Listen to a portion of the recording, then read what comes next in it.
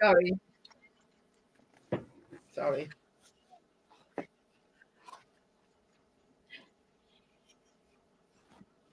Tea. At least it's tea, not gin.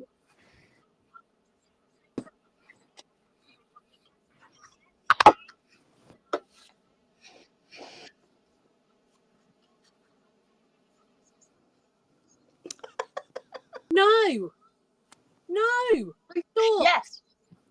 No, I saw 127 children last weekend to do my whole Mother Christmas thing, and yet my own kids, I feel that I've abandoned them. Nothing's wrapped, nothing's done. At the moment, they've got an odd sausage in the bottom of the freezer for dinner. Need to start thinking. I thought, oh, I've got ages. Then did the advent calendars this morning because I was also a week behind on those, and thought, there's 10 days.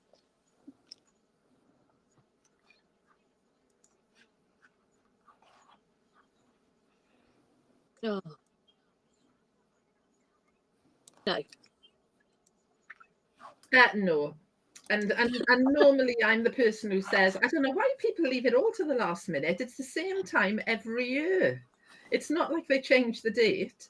But this year, thanks to a bit of a change of job and a few other things going on, I've sort of concentrated on work and forgotten that Christmas is actually happening.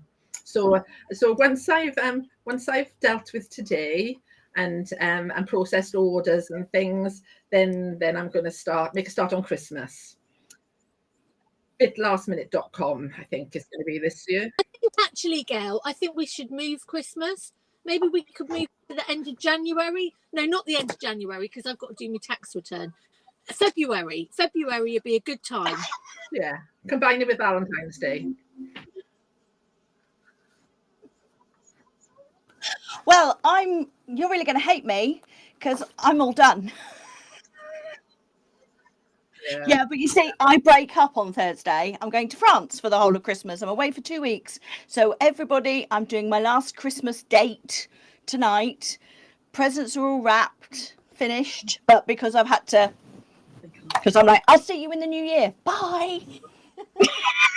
So I've had about 4 Christmas dinners now. I apologise. I'd sorted all of you lot out and then forgot to turn my own mic on. So that's very standard. But it's all fine now. We're all good. I do need to do some admin. I need to tell everybody that this does not work the same way as your kind of normal shopping telly. I'm just going to turn that off. Was that somebody else or was that me? Binging. Who was binging? Oh, I'm muted. It's fine. Okay, so it doesn't work the same way as normal shopping telly. You are not buying from Secret Sewing Club. Secret Sewing Club is just a collective that puts everybody together in one place so you can see your favourite people in the one place. What you are doing is you are buying directly from those suppliers. So each of the girls here has, when they're doing the demonstrations, there'll be a QR code up. If you watch ideally on YouTube, that means you've got your phone free to be able to scan that and then order anything you wish. Sorry. Hayley, can you turn yourself up? We're getting a lot of comments saying that you're very quiet. Yeah, well, I think I didn't have it on in the first instance. Oh. But okay. I think I should be fine now. Okay. Yeah, I'll turn it right up and then... It's not often they tell you you're too quiet, is it, Hayley? Well, I mean, I went through, didn't I? Meticulously checked all you guys, made sure you guys were right, and then didn't turn myself on. But hey, that's the way it goes. Right, so should we crack straight on? Are you going first today, Gail? I am indeed. Go on then. What you got? Oh, well, I thought, as it's Christmas, and I'd bring a little bit of glitter. So lots of people who do quite a few of my patterns.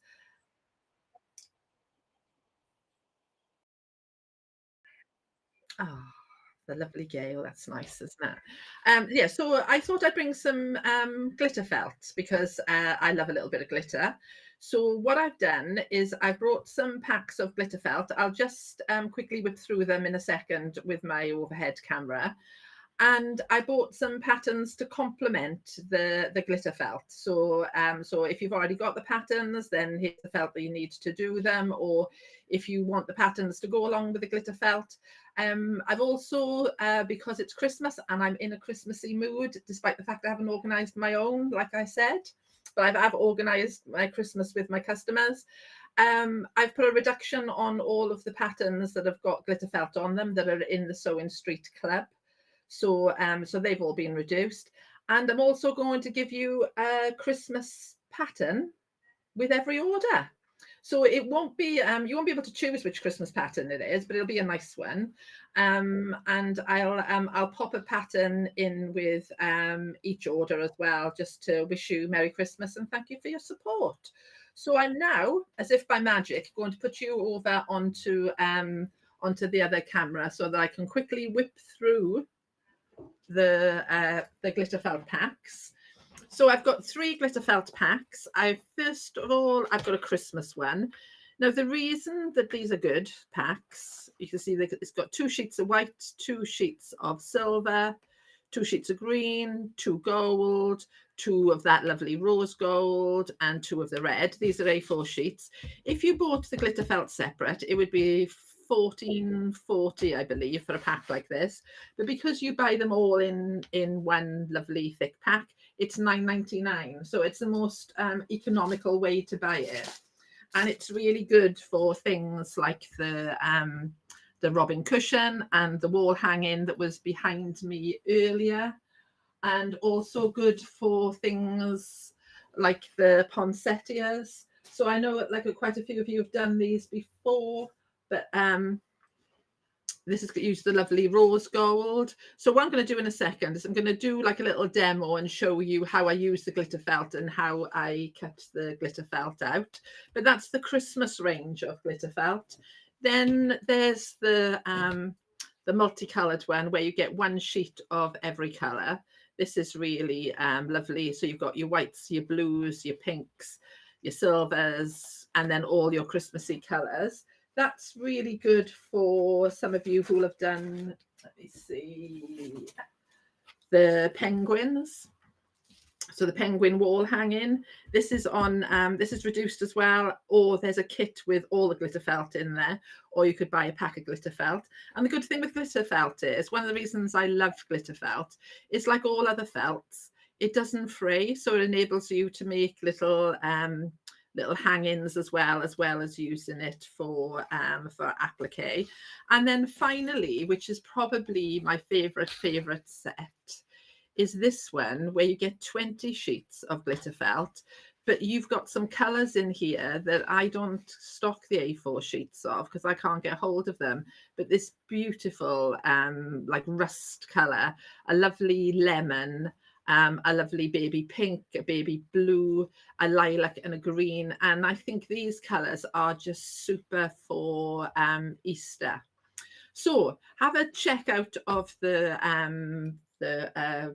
what's the word I'm looking for? The category on my website with the Secret Sewing Club. You'll see all the reductions that are on there today. It'll be on there for 3 days. I think, Hayley, we said before that it's a shame. We had a few people ask us, could we leave the offers on for a little bit longer? And I think most people have said, yes, no problem. They'll leave them on for 3 days after the show. So thank you very much, Gail, for that. And if after this you're done with this demo, if you want me to actually jump onto your website, I can scroll people through and show them exactly where those bits are for you. Oh, okay, then that's super. Thank you very much. No problem. Yeah, and the free pattern as well. Then that will be you'll be eligible to that for the days as well. So I'll continue to send out the free pattern with everything. So lots of you will have seen me demo with freezer paper before, and you'll have seen me draw onto freezer paper and then cut out the freezer paper and then pop it onto the felt. Now, I like this as a technique because I just find it easy. I can just pop the wax paper on there. For people who are not familiar with freezer paper, it's the one with wax on one side. You can buy it in A4 sheets, so you can pop it through your printer. Some of the patterns that I do, I pre-print the freezer paper for you, so you can just iron it straight on and cut it straight out. The lovely thing is that the glitter felt is just slightly more rigid, so it cuts really nice, and it looks like you've die cut it when you've cut the shapes out. Also, another thing, you can put it through die cutting machines. So if you're lucky enough to have a die cutting machine, or maybe you're somebody who owns one of those scan and cuts, you can use it for that as well. You can draw onto it. So if you've got templates that you want to draw around, you can draw onto the back of the glitter felt and then use that to cut out the shapes. And this is the reason I like the freezer paper. So I've cut out the leaf shape. I can now peel the paper off the back. I've got my lovely holly shape. And then I can just take another piece of glitter felt. I can put the holly shape back on there. I can iron it on there, and I'm good to go again to cut the shape. So not only can you use it like that for cutting shapes, you can also trace shapes onto Bond-A-Web or Heat and Bond or whatever your fusibles are. You can then pop that onto the back of your glitter felt and iron it on there. So you're just going to leave the iron on there a little bit longer this time because you want the glue to melt. A tip when you're using things like Heat and Bond and that, let them go cool before you start cutting. So here's one that I've got that has already cooled. So I'm just going to cut this out.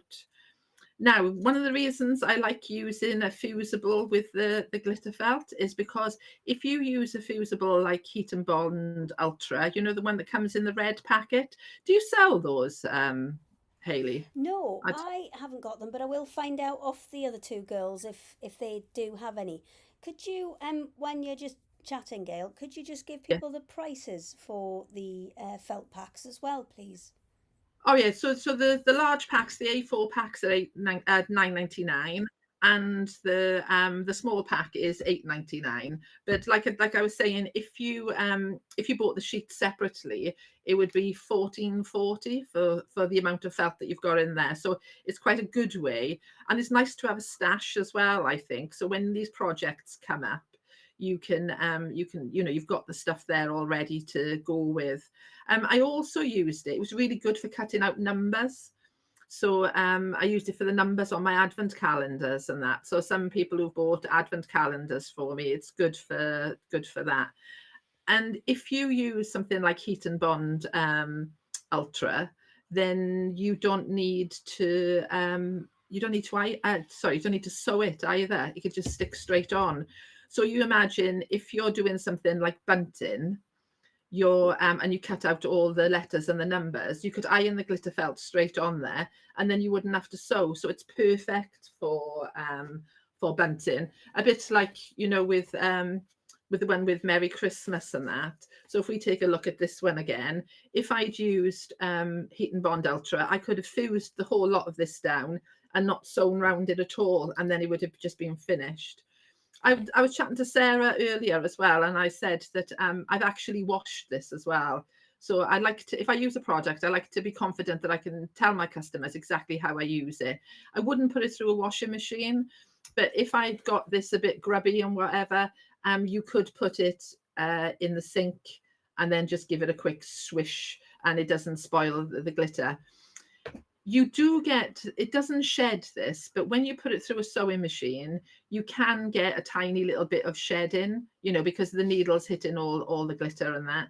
But then I always say to people, that's what your Hoover is for. You know, with your sewing machine, you need to, every like once a week or wherever, if you're using your sewing machine a lot, you should really open it up where the bobbin race is, and then, you know, dust it out with a little brush, or you know, use your Hoover or compressed air or whatever.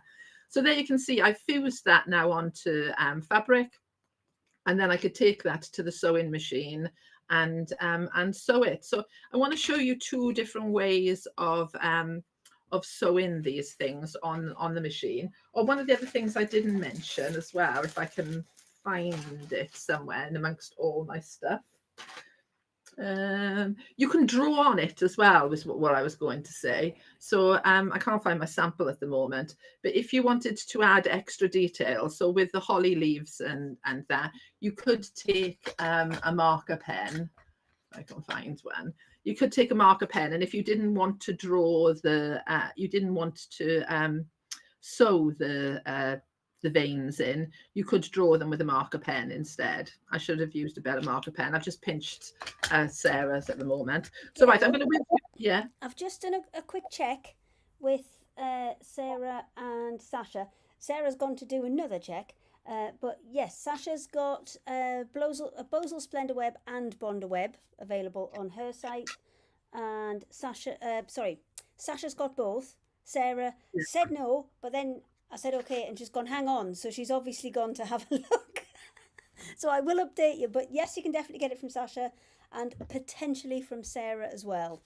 All right, that's fantastic. So you can use any of them. So any fusibles, they'll all work. I use various ones. And that so they're all good for fusing it down. And again, like I said, if you don't want to fuse it down, you don't have to. You can just use the freezer paper to cut it out, or you can just do it, you know, the old-fashioned way where you just put it on to the back and draw around there and that. But all the templates in all of my patterns are already reversed, so it's got the idea that it will work on the back, because obviously with normal felt it doesn't matter which side you draw on, does it, because it's reversible. But with the glitter felt, it's a bit like fabric. You need all the letters reversed because you're drawing on the back, and then when you cut them out, then the glitter is on the front. Can I ask So I'm just about ironing the glitter fabric? Because there's a couple of people have asked about ironing the glitter fabric. yes. Do you have to cover it with something in order to iron it, or can you just literally just put your iron straight on it? I see. I don't. When I'm at home, right, I never put the iron directly on anything. One of the reasons for that is I don't like to get a build up on my iron and then it transfer onto my work. So I always tend to put something over it. So when I was busy chatting and doing this at the same time, I did put a piece of calico over the top. So you could put greaseproof paper or calico, or if you've got some of those fancy applique ironing sheets, you can put all those on top of there. But yeah, I do always cover whatever applique I'm doing. And one of the other reasons for that is sometimes when you're cutting out applique and that, you can get little tiny bits of residue of glue around the edge. Or if you're drawing with pencils and that, sometimes you can get pencil marks that will come through on your iron. And there's nothing more infuriating than then putting your iron onto your beautiful piece of work and transferring either a little tiny bit of glue onto your work, or spending hours cleaning the bottom of your iron. So it's sort of good practice, a bit like, you know, not sewing over needles and pins. Then always cover your work with some kind of, I always refer to it as a pressing cloth, but if I'm honest, it's whatever piece of fabric I've got handy next to my iron that I just use to cover it over.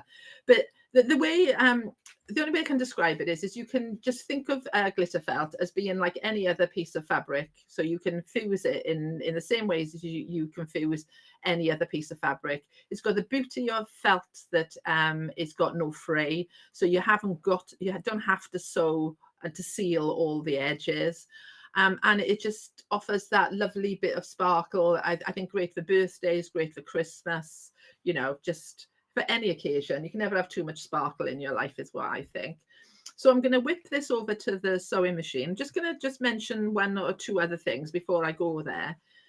Now, when I was taught to do patchwork and quilting years ago, when I did my City and Guilds and that, we were always told that you applique first onto your background fabric. You sew around all your applique, whether you're hand or machine sewing or whatever, and then you form your quilt sandwich. So you layer up all your layers. The problem with that is once you've done that and you've got all your layers together and you go to quilt, you have to quilt around all of the applique then. And I find that quite frustrating. So if I'm doing a random stitch and I'm having to go around all these letters, I'm having to stop and start and try to wiggle around there. So I decided that because I'm an adult, I can do what I want. I decided I wanted to break the rules. So breaking away from the traditional way of sewing, what I will do is I'll make my quilt sandwich. So your 3 layers of fabric, if I just bring that in. So I've got my 3 layers of fabric. I've got my front layer, my wadding, and my background layer. I put all these together and then I quilt the entire panel. So you can quilt it in a random pattern like this, or you can quilt with straight lines, whatever works for you. I'll quilt the entire panel, I'll cut the panel back, and then I will bind it as well. And then I'll put the applique on, and then I'll stitch the applique on. So a couple of tips of doing that. One, it just makes it so easy because now you've got a really firm surface to work on. So it's really easy to apply the applique. And two, another tip is put a really busy fabric on the back, because if you put a really busy fabric on the back, you're not going to see where you've done the applique. So if I turn this one over, you can see you can't actually see where I've stitched around the applique. You can just see the overall quilting.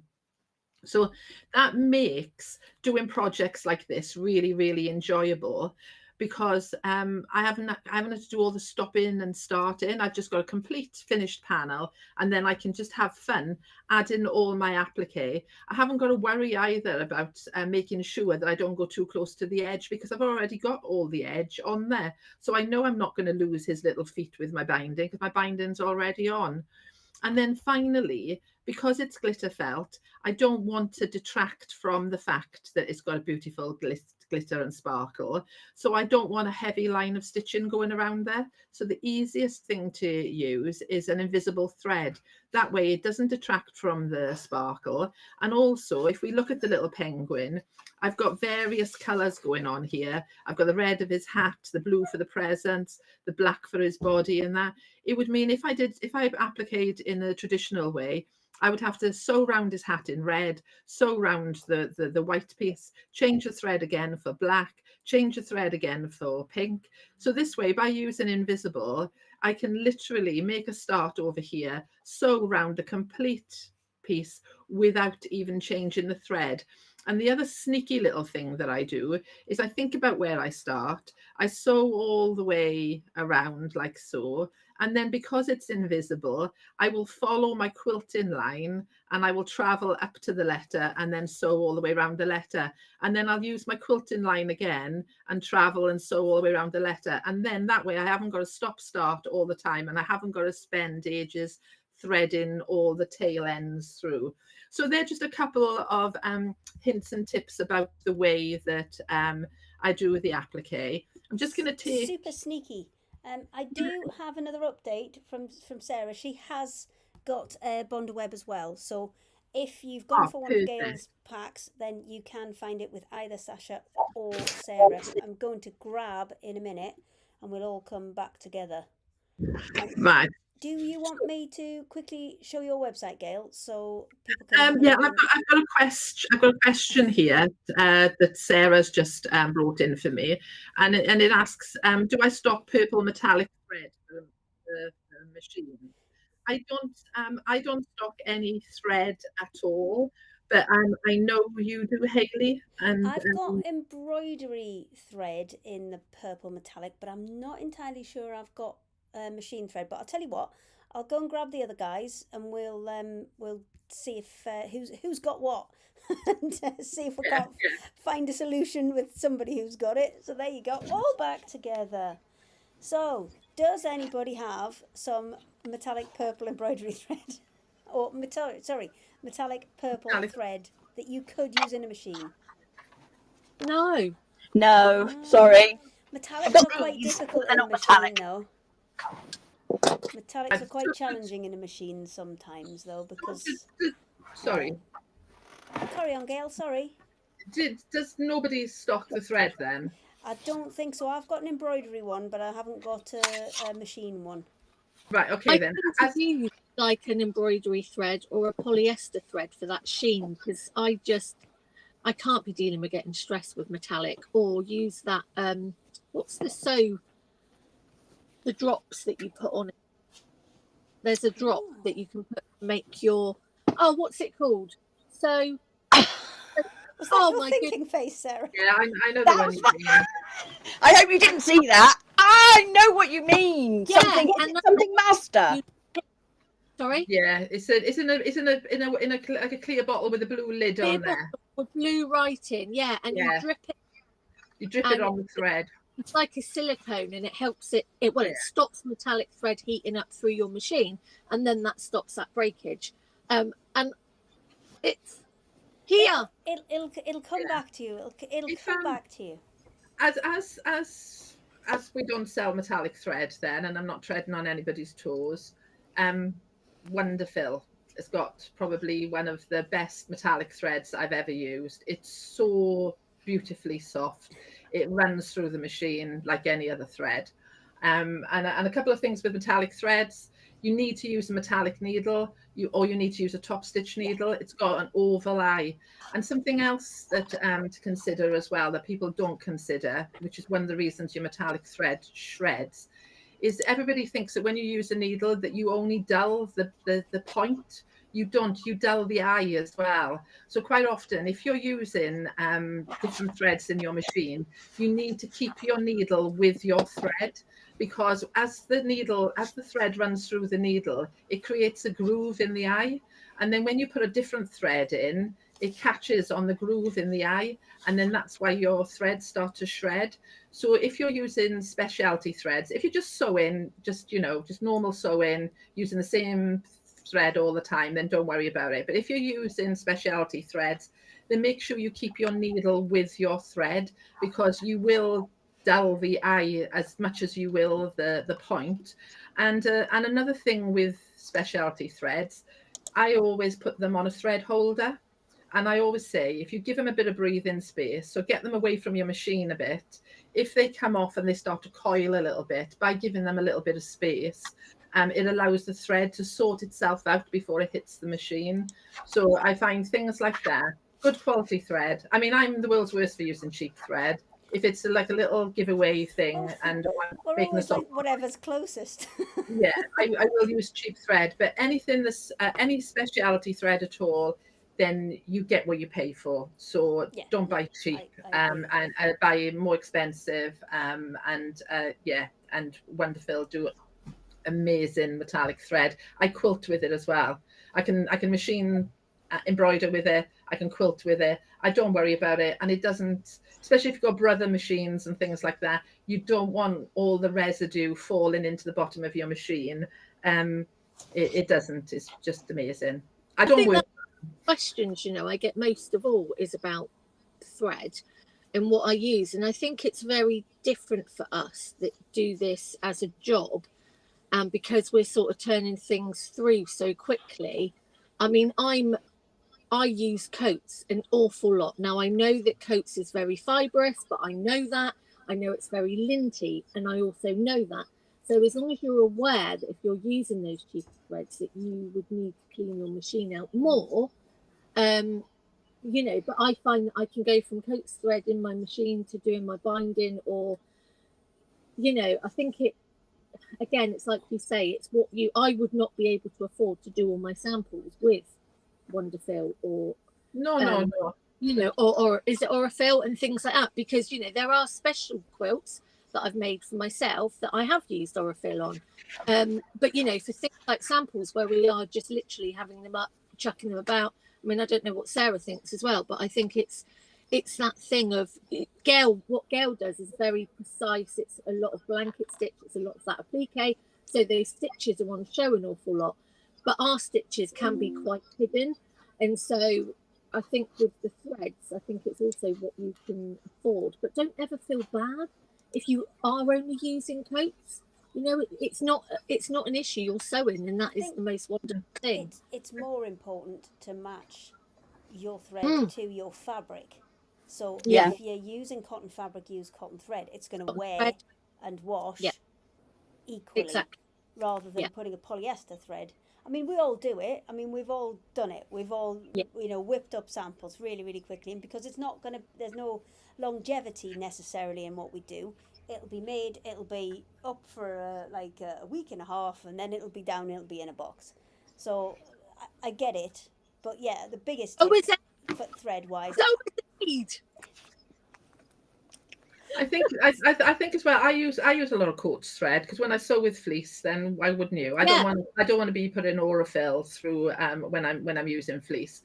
And also it's about what's affordable. And if you're making to sell as well, you don't want to be spending 10 quid on a reel of thread when you can buy one for £1. So I'm all for it, but doing things you do decorative stitches, or you do things that are a little bit more complicated. If you use cheap thread, you're giving yourself a hard time. So it's then that it's worth spending the money, because when you're not, you're seeing it. You don't want to be. I always find it amazing when people are using Aurifil to tack something and they're going to pull it out, or they're using it to sandwich their quilt or whatever. And I always say to people, you want to put your money where it can be seen. So, like Sasha was saying, if I use a really expensive thread, I want the whole world to see that I'm using that thread, and that. So it's about marrying, I think, your threads up with what you can afford. What your capabilities are, make life easy for yourself. Use cheap metallic thread. I've used it. And those reels you can have from India and that. Oh, I mean, the colours are fantastic. But you will be using expletives on with your machine because it will be snapping and breaking, as pretty as it is, and they look lovely on the stand. So just give yourself a helping hand. The only thing I'm about just it is checking that comments, Hayley. with the cheap stuff, as you said, that you can pick up from India and things, if you work back to front and you put it in your bottom bobbin, then you can often get that to flow through a bit more nicely, because it's not having to go through all of the little the wide bits. and pieces up the top. But then you're in a completely different mindset that you're working back to front. Yeah, and a thread sock as well. Thread socks are really good on like the cheaper rayon threads and the cheaper metallic. But don't go Hayley, buy you're muted. thread. Don't go Muted. buying Thing thread. says I'm not. I'll try that one. Do you know what? I can try all of them. Let's try all of the mics up and see if that's any better. Is that any Do you know better? what It seems to Somebody have jumped said onto to a me- different mic for me. when it comes to thread socks that go over your thread, somebody said to me, buy makeup brush nets and you get 4 times the amount or what you were getting as thread socks, and they're exactly the same thing. As Dan, soon as they put the word sewing against anything, it's like if you use anything and it's made for sewers, it's twice the price. It's like free motion gloves. Use gardening gloves instead of the quilting ones, because they're the same thing. It's a premium because it's sewers. Yeah. So Mr. Dan Bancroft has messaged and said, "Hi ladies, so much colour on my screen right now, but not enough baubles for my liking. Where are the Xmas jumpers?" Well, actually, Dan, I was very Christmassy last Sunday, and I've been banned. I banned from wearing I've got baubles. beige.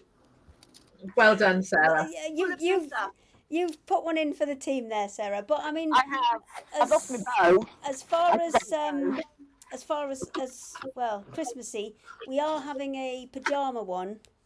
Not this one, not next one, the one after, the one between Christmas and New Year, where we're having a pajama secret sewing club. I'm banned, aren't I, Hayley? You can come if you put your pajamas on.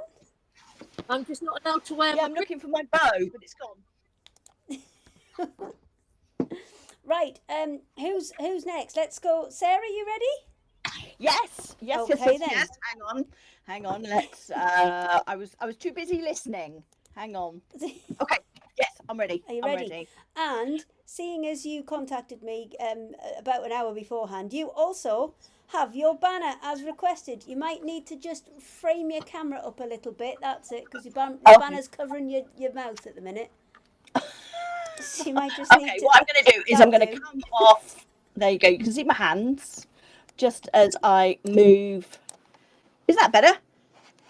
Right. Okay. Yes. Okay. So I thought I would come on today and show you a couple of things. And one is basically finishing. Talk to you about finishing your project. So if you're finishing your quilts, finishing your placemats, all of those elements, you've spent a fortune on the fabric, and you spent money on the wadding, and you spent money on your threads, as we've just discussed, and you want to finish it beautifully. So I've got a guide that I wrote, and it's on the website. And oh goodness me. Thank you. Just give me the only caveat with that is I will only you'll only have my voice. So if you let me know what you want to see, I'll Right. be able What? to hear you, and I'll just parrot it back. So Yes. bear with me. Let me just switch that to your website, and I can show you exactly what you want to see. Right. So you can now see Sarah's Secret Sewing Club category on her website, and she's got this one here, the very first one that you see, Sarah Payne's Guide to Binding and Techniques. Let me just, this one here, boop. So that one is £10. Oh, we got a little saving on that one, haven't we? Yes. Well, there is also an extra saving on top of that. There's for until Tuesday, because as I said, we break up, we finish Wednesday, and then I'm heading off for my Christmas, so we've got to get everything in the post by Wednesday. But until then, there's an extra 10% off those prices for everybody who is shopping today, and the code is the word secret. Now, is that up? There we go. Oh, there we go. I can see Yes, it. you have. You've got it as a strap just underneath you. Yes, I can see it. That's what I should have done with Sasha last week. I should have just put a big thing across the bottom of the screen to stop us flashing. Sorry, carry on. There's so many things to look at when we're doing this, isn't there? There's so many. Right. Okay. So I'm going to show you a method for finishing your quilt, and I'm going to have a look at the little booklet at the moment. So this is my binding and finishing techniques guide, and there's loads of different ways of finishing your quilt in here. There's how you sew your traditional binding together, how you layer, envelope backing, the good old flange border, decorative binding, how to do mitered corners.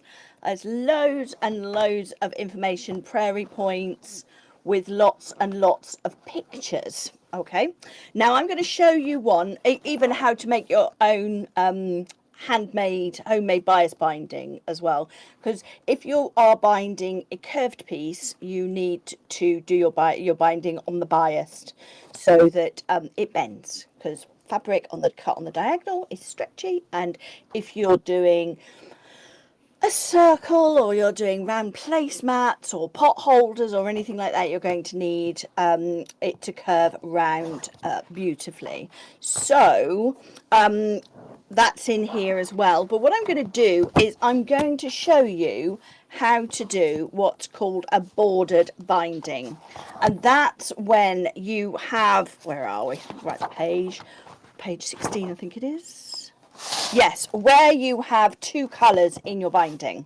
All right, so I'm going to show you how to do that. So I've got here, we're pretending this is a quilt.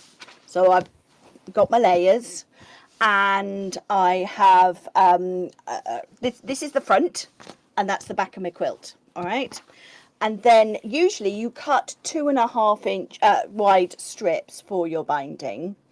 But with this technique, you're going to cut 1 1/4 and 1 3/4 strips for this. Okay, so stick with me. Let's put the sewing machine up there. And here's my sewing machine. So the first step, and normally I don't sew my binding together with the walking foot, but as I'm going to sew it in place in a second, I don't want to have to spend 5 minutes changing my walking foot. So I'm just going to sew with 1/4 inch seam allowance these 2 pieces for my binding.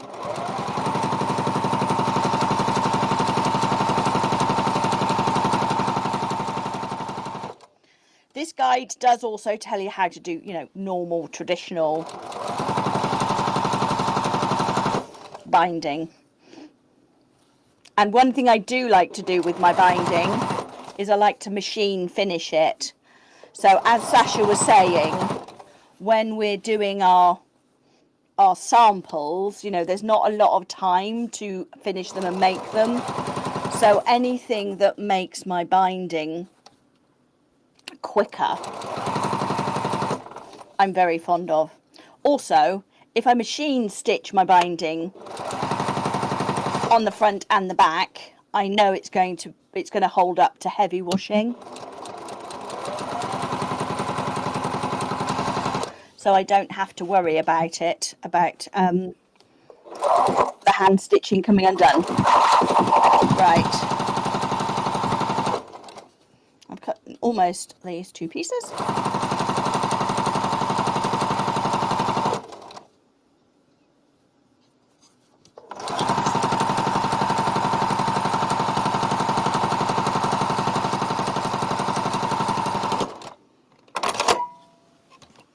Right, so there's my 2 bits of binding, and we'll come back and I'm going to iron it,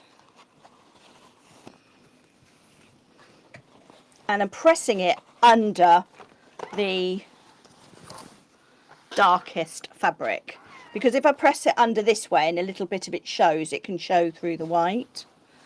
So let's do this very quickly. So. Is that one of those snazzy Tula pink alissos? Yes, it is indeed.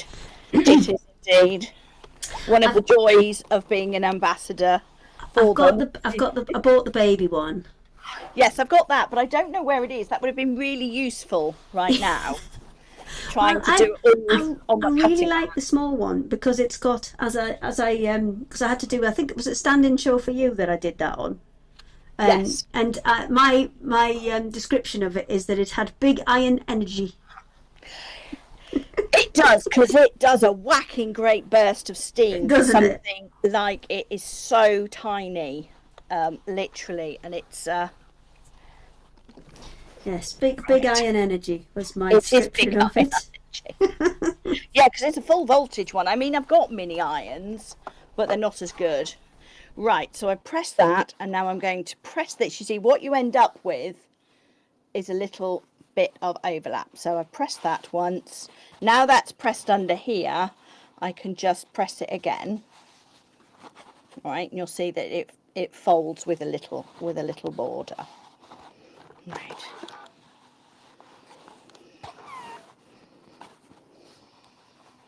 It's much easier to do this on an ironing board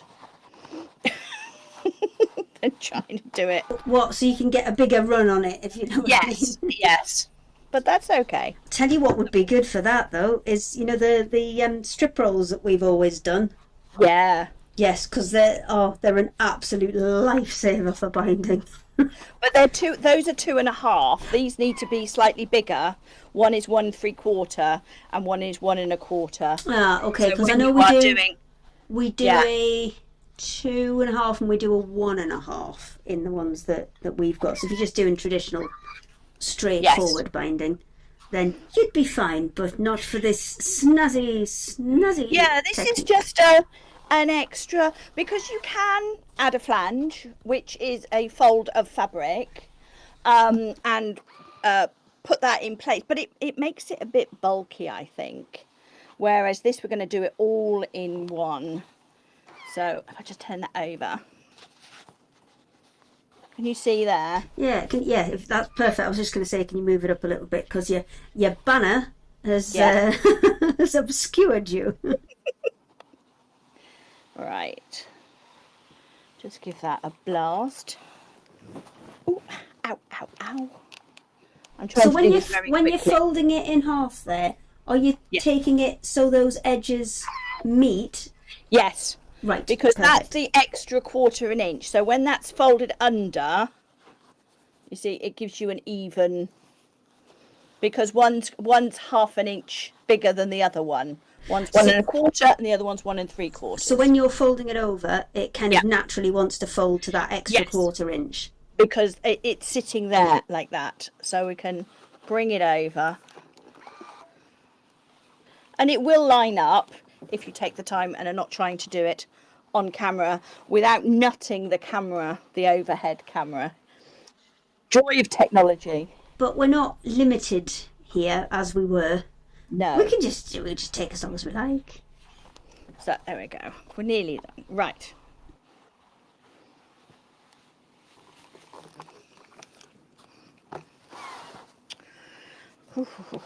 And then we take the quilt here and we put it on. Normally I do my binding front facing. I do it on the front and then fold it over onto the back. But this time we do it the other way. We do it on the back and we fold it across onto the front. I'm also going to trim off this edge. Right. And fold it down at 45 degrees like this.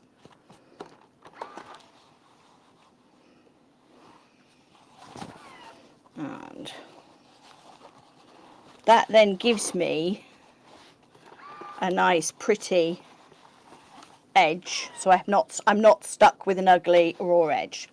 All right, and then I'm going to attach it. I should have folded over the bottom end, not the top end, because I'm doing it onto the back, so I folded that the wrong way. Right, okay.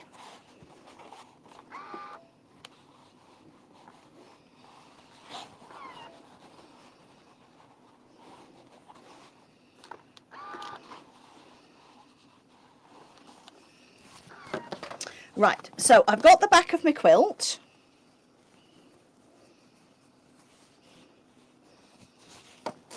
Because that's going to sit on here and we're going to fold it over onto the front, all right?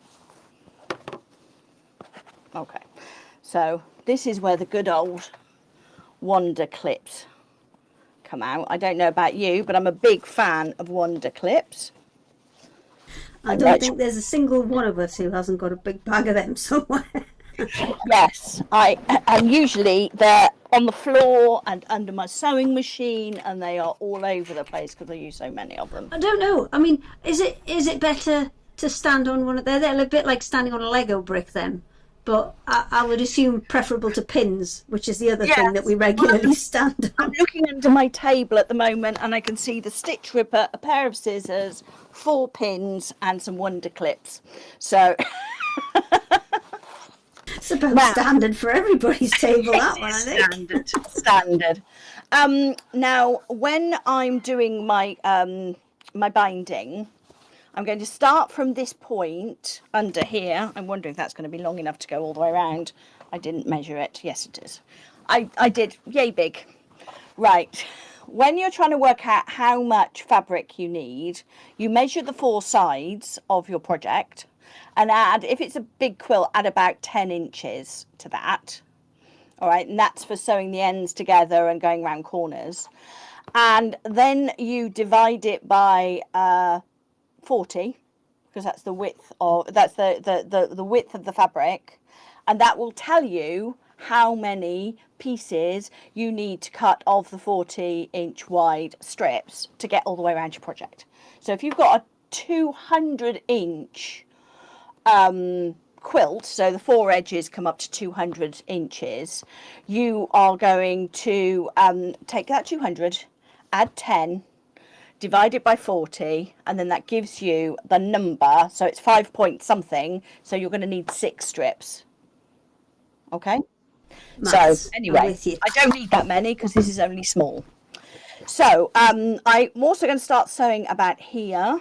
So let's go over. I start sewing about, I usually put a pin. As I said, there's one on the floor. So I'll pick that up. And I don't pin all the way round because it drifts, it moves. So you just want it kind of roughly in place. I'm wondering, oh, all right, start there. And I'm going to start with this 1/4 inch seam.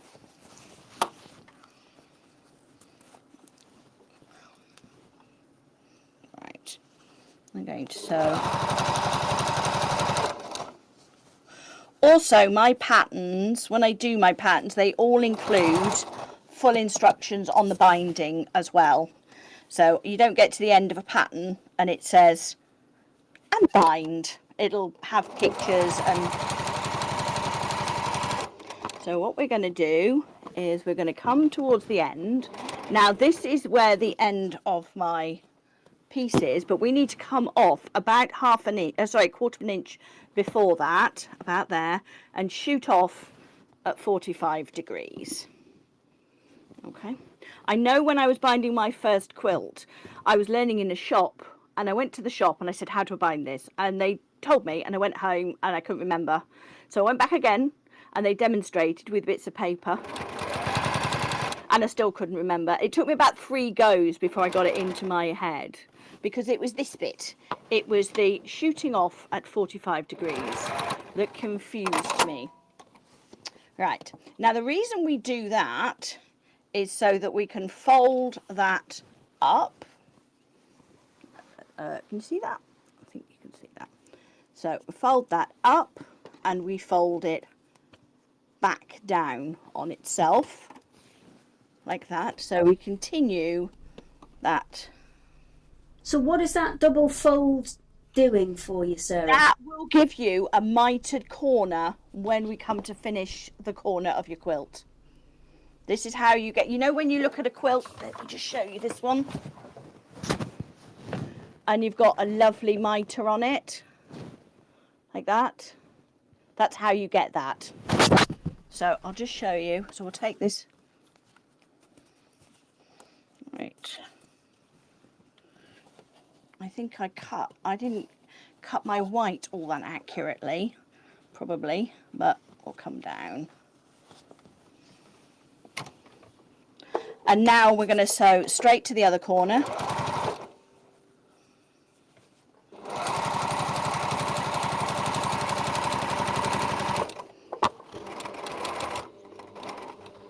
And come off 45 degrees.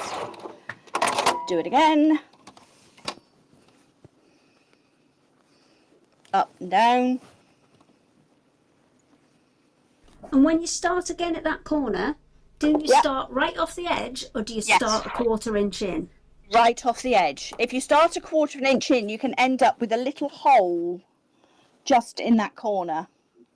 I'm just asking the things that everybody's thinking.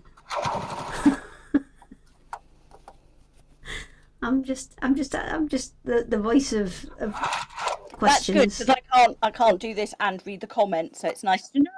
This is why it's quite good having a secret sewing club, because you've got you've got 2 or 3 people just reading the comments and passing them on to you. That's it. Right. Oh, actually, you've got a message here from Anne Marie. She says, Sarah P, it's great to see you on Secret Sewing Club. Did wonder where you were hiding. I've not Just been busy. hiding. You've just been busy. Yeah. Well, I think everybody post create and craft, I think everybody was a little shell shocked first off. Yeah, I mean, I've been doing my social media. Right, I'll just do the last 2 corners. I've got another. Got a few comments on. There's a lot of there's a lot of people talking about going down to the shops. Sarah Jane Kennedy, love your ironing pad. And other Sarah's been reposting loads of links up to your website as well. And we've got Liz, who says she's never doing binding again without the rolls that we do from Craft Yourself Silly. Hey, but there's no reason why we couldn't print one that was 2 colours. Yeah. And then you wouldn't have to do this. You'd still have to do it, but you wouldn't have to manually join them first. So what we're going to do at this point, you know, when I folded that over, we're going to tuck, because it also does tell you, you know, how you can, the guide does go into sewing the 2 pieces together, but you know, I'm a tuck and roll kind of girl. Right. Okay, then quickly back to my iron.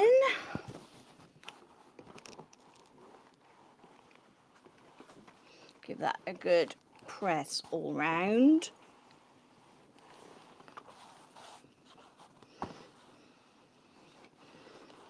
Right.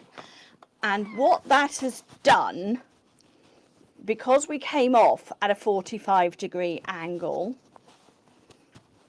it gives us this extra lump of fabric here, which when we fold it over, look what it does. It creates that edge there.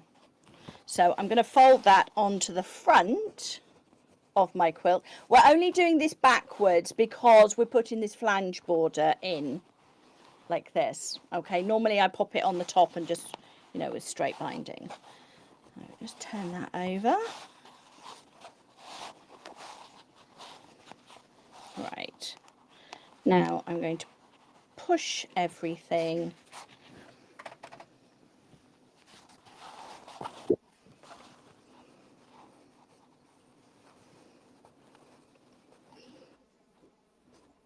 sensing you're almost finished, so I'm just, yes. Gail seems to have vanished, so I'm just going to go and see if I can find her. This is right, honestly, this is like herding cats, Sarah. I don't know why I put myself through it.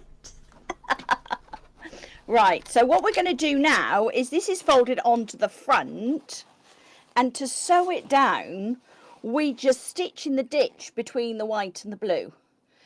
If I got blue thread I could stitch actually on it, but I've got white thread. I'll just do one side just to show you how that corner works. You see what we've got is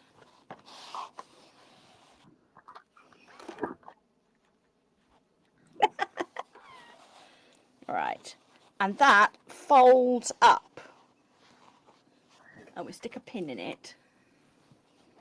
Stick a pin there. Try not to.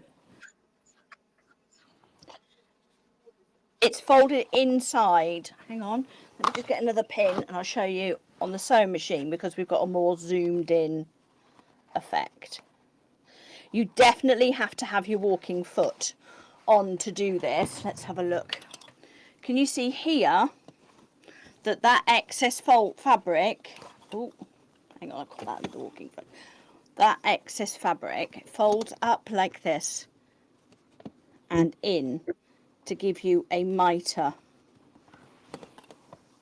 there. So I pinned it here and here, and that's what's going to give you your nice sharp corner. And if you put in a flange, you end up with a fold at that point, because one piece goes that way and one piece goes that way. But with this, you've actually got it coming at a 45-degree angle. So let me show you. So now we go back to the sewing machine, and I'm stitching in the ditch between the white.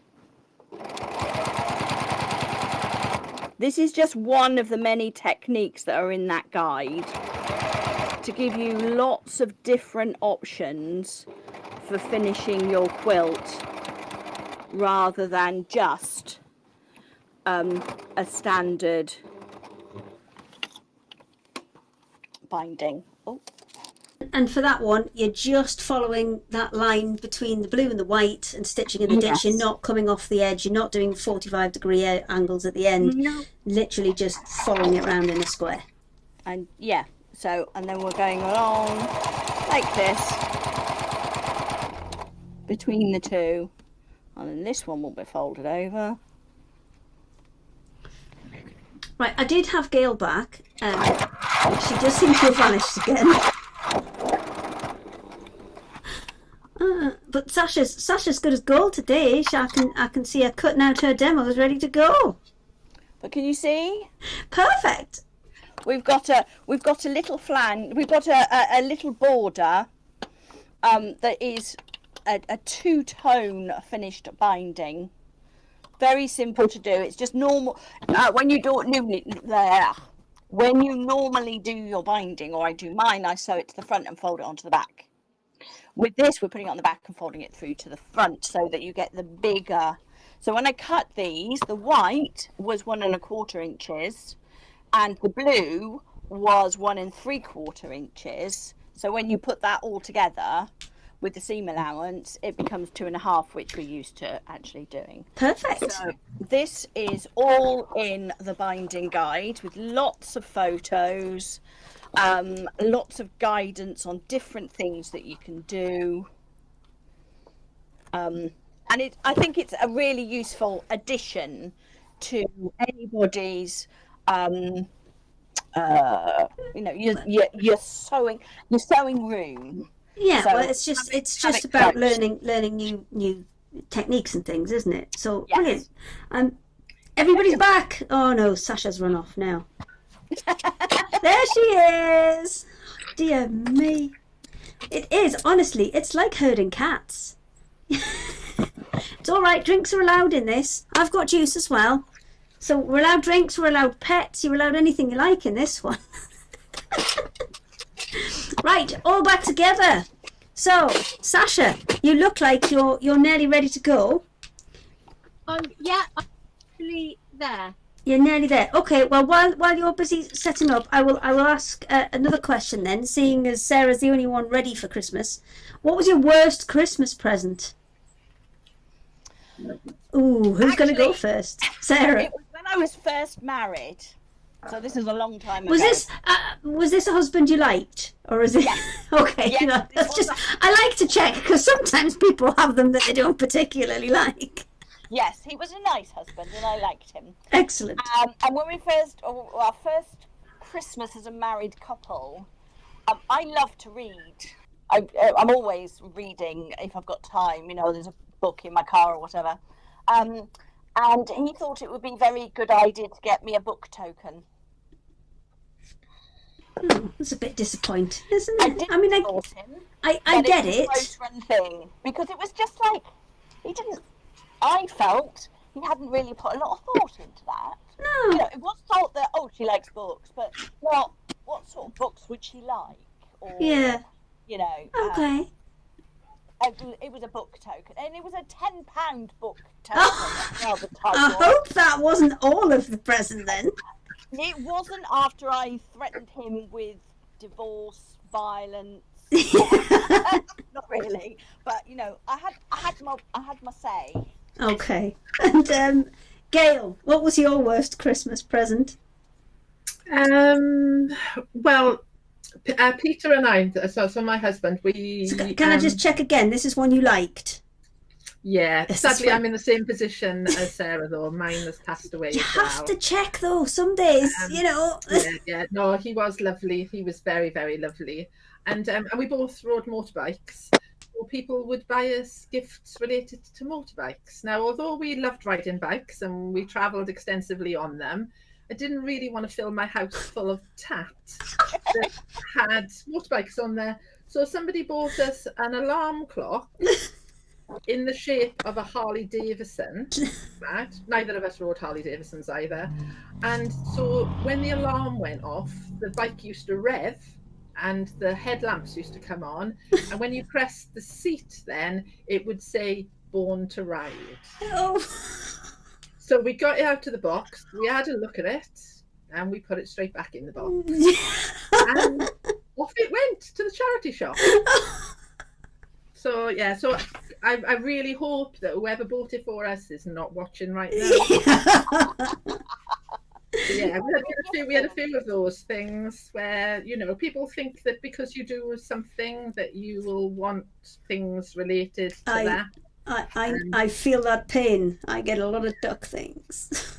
Yeah. I love my ducks. It's a bit safer with sewing, so at least they buy you sewing related items. Oh, that's useful though. Which is quite nice, yeah. So That's I'm happy useful. with Me, none of my friends make me anything for my Christmas gift. Though my friend Deborah did this year. She's made me some embroidered pieces, which are gorgeous. She's really into her machine embroidery. But most of them, I've never received a quilt. Yeah. Would you want one? Well, yeah, because I know how much work goes into it and how much money goes into it. I mean, this year, pretty much, 5 people are getting crochet blankets. Because I've been crocheting away. That is a lot of effort. It is a lot. It's a lot of effort. The thing is, the big granny squares. They're either 9 granny squares with a border or just a massive granny square. And when I started, I did the first one with a size 4.5-inch hook. Now I'm up to a size 9. Yeah. I'm like, life's too short for 4.5. Sasha, what's your worst Christmas present? I got given a wooden a wooden duck once, and it was one of those late. I don't know how to describe it without. I think I can describe it for you. Bear with, caller. Hang on. I'm gonna. Oh, I'm trapped. Laid down. And you're Is it the one? Is it the one drinking the wine? Yeah, but they didn't give me a bottle of wine with Just it. the duck.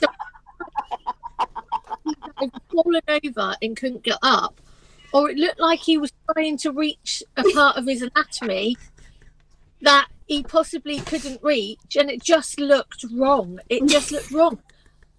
I think I know exactly which one you mean. I'm not particular. I like ducks, but I haven't got any ducks at home. Do you want one? I've got a few. And a wooden duck, and yeah, I don't know. And my daughter's quite good. My oldest daughter, not Lily, puts a lot of thought into stuff.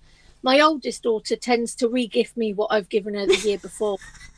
She does that quite often, actually, and then forgets that I'd given it to her the year before. So, yeah, so now I tend to buy her things that I know I would like. But on the other hand, Lily would say to me, "What would you like for Christmas, Mum?" And I'd say, "Oh, I'd love that." And she'd go, "No, I'm not getting you that. I don't like that." Oh, well, I'd quite like. I saw something in street a few days ago, and I said to her about it, and she went, "No, I'm not getting you. I don't like that." Okay, yeah. And I said, "Hang on, you've asked me what I would like for Christmas, and yet everything I've said you don't like." And she says, "Well, because I've got to walk out in the street with you." Gosh. So yeah, she says it like it is. So maybe that's the way. So now I said to her, "Do you know what, Leo? Just go out and just get me whatever." So yeah, that'll be interesting. But Excellent. There we go. Right, I shall. If you're ready, Sasha, I shall pass it over to you. What's your worst present? Oh, do you know, I asked that question and I hadn't thought of an answer myself. You're going to say your best present, duck laying down that you put a no, my best present, I think, was probably I did enjoy my air fryer that I got not last year, the year before. Oh, you see, that's a good present. Yeah, he got me an air fryer and I got him a pizza oven. Oh, we had a very foodie Christmas. It was an excellent Christmas. But we'll come back to that then. You go and do your demos. I'll think of my worst one. You guys can all think of your best one, and we'll reconvene in a few minutes. I'll pass it over to you. Perfect. So how are we all doing? Now, obviously, I wasn't meant to be on today, but I've sort of jumped in to give Hayley a hand. And one of the things, we're going to look at a couple of things, okay? So I had a lot of questions after last week about flatter and soak. Later on, we're going to do demos on both of those, okay? So that will get that out the way. And the other one was my panel. Now, the panel has been so successful and it's great and it's wonderful, but a couple of you have asked to see a full demo of it. So that's what we're going to do. I'm only going to do the smaller wallet today. Now, on this panel, you get two sizes. So I know you can't see this particularly well. We went through this last time, didn't we? So it's on a fusible backing. And as you can see, you are getting two sizes. You are getting a large purse and you are getting the small purse. Now, this be the large one. And this could be a travel wallet. It could be so many different things. I mean, I quite like this now, this size. I tend to put things like my rotary cutter, a pair of scissors, a couple of bits of, I've got like a Sasha code that I'm doing at the moment, and I can fold that up and put that in here. So again, they're already commenting about the new machine. No, I'm not using the new machine yet. We're still on the Janome machine. And the reason is because, I'm trying to save it for Christmas.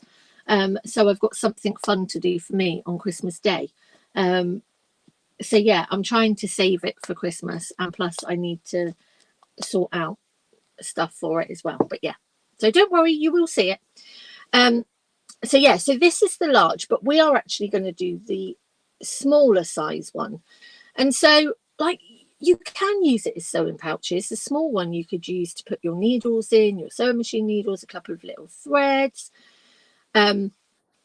Yes, you can use a magnetic clasp on it if you want to. But the other thing that you have on the panel is all of these bits, which are fabric clasps. So you can actually, for example, if I go to the small one, can you see? So you would pop this one on, and then this one goes on the front flap, and then that would tuck into here. You've got a couple of different sizes, and you've also got a wrist strap as well. If you wanted to use some hardware, pop a little tag on, and then you can actually, which there is a tag thing on there as well, and you can pop some hardware, pop a key ring, anything like that. But yes, any clasp. I've just discovered actually silicone magnetic clasp. Wow, they're a bit of a game changer. They definitely are. So yeah, so panel, you're getting 2 sizes on here, and yeah, anything a bit like Sarah, anything that Sarah, what day? Oh, I don't think she can talk. I was wondering what day that postage day is. Do you know? Do we know?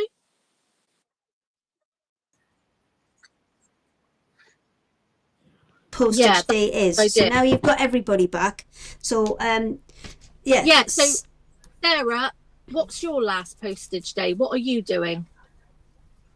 I'm doing Wednesday, and that's because we close on Wednesday. So my last trip to the post office about 4 o'clock Wednesday afternoon, and then I won't be back until the 5th or 6th of January. Obviously, any orders that come in, we'll dispatch them as soon as we're back in. But yeah, I fly out 9 o'clock on Thursday morning. No more orders. No more orders. Gail, just same question briefly. When's your last day for posting stuff? I'm going to post right up until Christmas Eve, but I post through Royal Mail, so God knows when it'll get there. It's in the lap of the gods to when you get it. If I'm honest, but everything that I post out from tomorrow onwards, I'm going to post 48-hour tracked. Yes. So to make sure that it gets where it's going, because I don't know about anybody else, but it's been a little bit hit and miss. I've had some amazingly, because I did Sewing Street, that I sent out hundreds of orders. They got there really, really super quick. But there's always the odd one, isn't there? That takes like 12 days to get there, and then sadly your customers think that you're letting them down, and that's my little moan for the day. But yeah, I will post. What I want is I want a break between Christmas and New Year. So I think we all want that. Yeah, I'm going to post right up until Christmas, and then hopefully have like a little break then. But I think second class, the last day is Wednesday. Yeah, I think so. It's the last promise day, and then I think it's Thursday or Friday. I'm not sure for first class, but yeah, I will post it. And we're just fingers crossed for Royal Mail as to whether they deliver it or not. Because I only use Royal Mail. I don't use the other couriers at the moment. I shall pass it back to you. There's your updates with everybody. I'll pass it back. Perfect. So I will probably post up until the end of this week, maybe. That's what I'm sort of hoping on. So as you can see, I'll probably do Thursday or Friday, and then as I say, I'm gonna knock off and have a bit of a break. So as you can see, this is the small one, and it's all cut out for you. You will also see that you've got these 2 little dashes. That's your turning hole. Okay, so we've even marked that so that you don't have to worry. You just need to remember not to sew over that. I was going to say something. Oh yeah, so cut it out roughly, then iron it onto, fuse it onto your fabric, and then cut it out precisely. It's just a bit easier. Sorry, mine was going blank then. Couldn't think. Could not think. Christine's just helped us out. Apparently the 20th is the last day for second class Royal Mail. So perfect. The 20th is Friday. There you go. Wow. So now that's all cut out. I've cut this out. Thank you, Christine. And what I want to do is I'm going to do this a bit differently, I think. I'm going to go this one, because I've just popped a little bit of interfacing on this as well, because I actually want this one a little bit stiffer. You can put wadding in it as well if you want. So that's all layered up, and what we're going to do is we are going to stitch all the way round now, but we are going to leave a gap in that hole. Leave a gap in that hole, leave a gap where the dashes are. That's what I mean to say. And I am going to pop a little a couple of pins in. For anybody that was asking about the Sizzix Catchem for the pins, which I just absolutely adore this. It's heavy, it's weighty, it stands up. The magnet is unbelievable. It's actually for things like small dies and things for your die cutting machines. I haven't got that. I want it for pins. They will be back in stock. I can't guarantee before Christmas. But if you send me a message and you want to pre-order, and then I sort of have an idea of how many people would like. I think they were, I can't remember, I think they were about £16.50, I think, something like that, £17.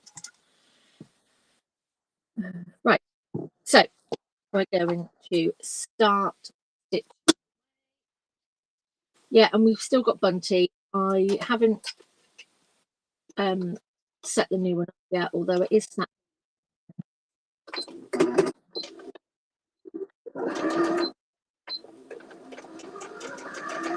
And I'm still on start stop button, because obviously I haven't put my foot pedal and that back on yet. I will be, and then they sort of said that I'm going back in for more surgery, so it's a bit like start stop. Absolutely fine. And all you're going to do is you're just going to follow those lines, and you can see the lines are pre-printed on there. It is very, very simple. Yes, they have, Jane. Yes, Can I just say, you're very good at reading the questions and doing stuff at the same time. Well, do you know what it is? I think because we've been doing Sasha Sews now for such a long time, and it's that thing, isn't it, of one of my moderators is Christine. Oh, the post lady. Christine, yes. And she keeps an eye on things that I miss, which is brilliant, because, and Jane does, if I miss anything, miss any comments, they will let me know. But I do tend to always keep an eye at the same time, you know, because sometimes you're looking at hundreds and hundreds of comments. You know, sometimes, I think the other day we had like 1,300 comments after my Sasha Santa Claus on last Sunday evening. Was most of that about the outfit? Yeah, they were just absolutely wetting themselves about the secret Santa that day, and yeah. I've got an even more involved answer about post now. Apparently Wednesday the 18th is the last day for second class, 20th is for first class, 21st for 48-hour tracked, and the 23rd for special delivery. And Yvonne on YouTube would like to know, what's the new machine?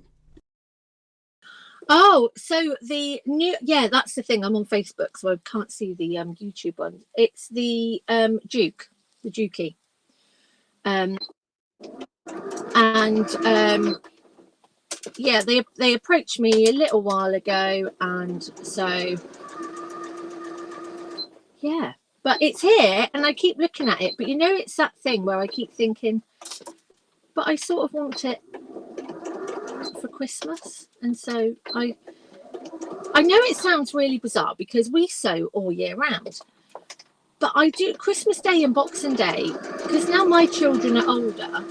Although saying that, obviously, we all know that I'm going to be a grandma for the first time in February, which is pretty frightening. Not by Lily, by the way, by my oldest. Before everyone starts having a heart failure, Lily, the amount of messages when I first said my daughter and they presumed Lil, and poor Adam was literally like, oh my God, Lily. No, it's not Lily. It's all good. Yeah, so now they're older, I do quite like to do a little bit of me sewing on Christmas Day. So I quite like, I don't know, there's a kimono block I've wanted to do. There's been a cushion that I've wanted to do. I want to make myself another jelly roll technique bag as well. So Oh, I'm very talking of jelly roll rugs, did you found that one that came back to you in the post, didn't you? Could you send it to me at some point? Thanks. So this is where, so if anybody missed, I was having a really bad couple of weeks after Create and Craft finished. I mean, really, really bad. And I hit a bit of a low, and I had all these wonderful orders come through. And yeah, so I think it was 16 orders I posted to myself with their names on. Including Hayley's jelly roll rug. Yeah, we needed that for America, but it went to your house, so that's fine. But it was great. It was great. And then I was like, oh my God, it hasn't arrived. And then I went to the post pile, and there it was. It was good. Often happens, these things. Right, so let's just do that last bit. And so I quite like these little markings on here, so I know where I've got a start and stop. And just go back and secure those stitches a little bit. Yeah, this poor machine is slowly dying. Slowly dying. I think we're on like terminal now because we can't even do a will you two behave yourself? Do you know, I've got them. Do you know, can I just say, I'm just showing Sarah my collection of zoo pens. Yeah, you can show your collection of zoo pens. I'm being on my best behaviour today. I'm being very professional. I have everything covered. I have no cleavage out. I'm not even showing any of my bottom today either. And I look down and Sarah Payne is eating a lollipop and giggling, and Hayley is holding her pens up. I've put it back to everybody. Gail's disappeared. Sarah's eating a lollipop. I've got all my zoo pens out. Honestly, the things that go on, you know. Sorry, carry on. We're being yeah. Right. So the other thing that I like to do is I just clip these corners, okay? Because I like to have a little bit of movability, so I can get a really nice point. The other thing you're going to do is you're going to clip around the curve. Now, what that means is I'm going to clip up to my stitches, not through my stitches, not on my stitches, not to the other side of my stitches. I'm going to go sort of up to my stitches. Really important around that curve, because it just means that you're going to get a really nice curve. It's not going to be angular. I don't know if you can see that. Can you just see?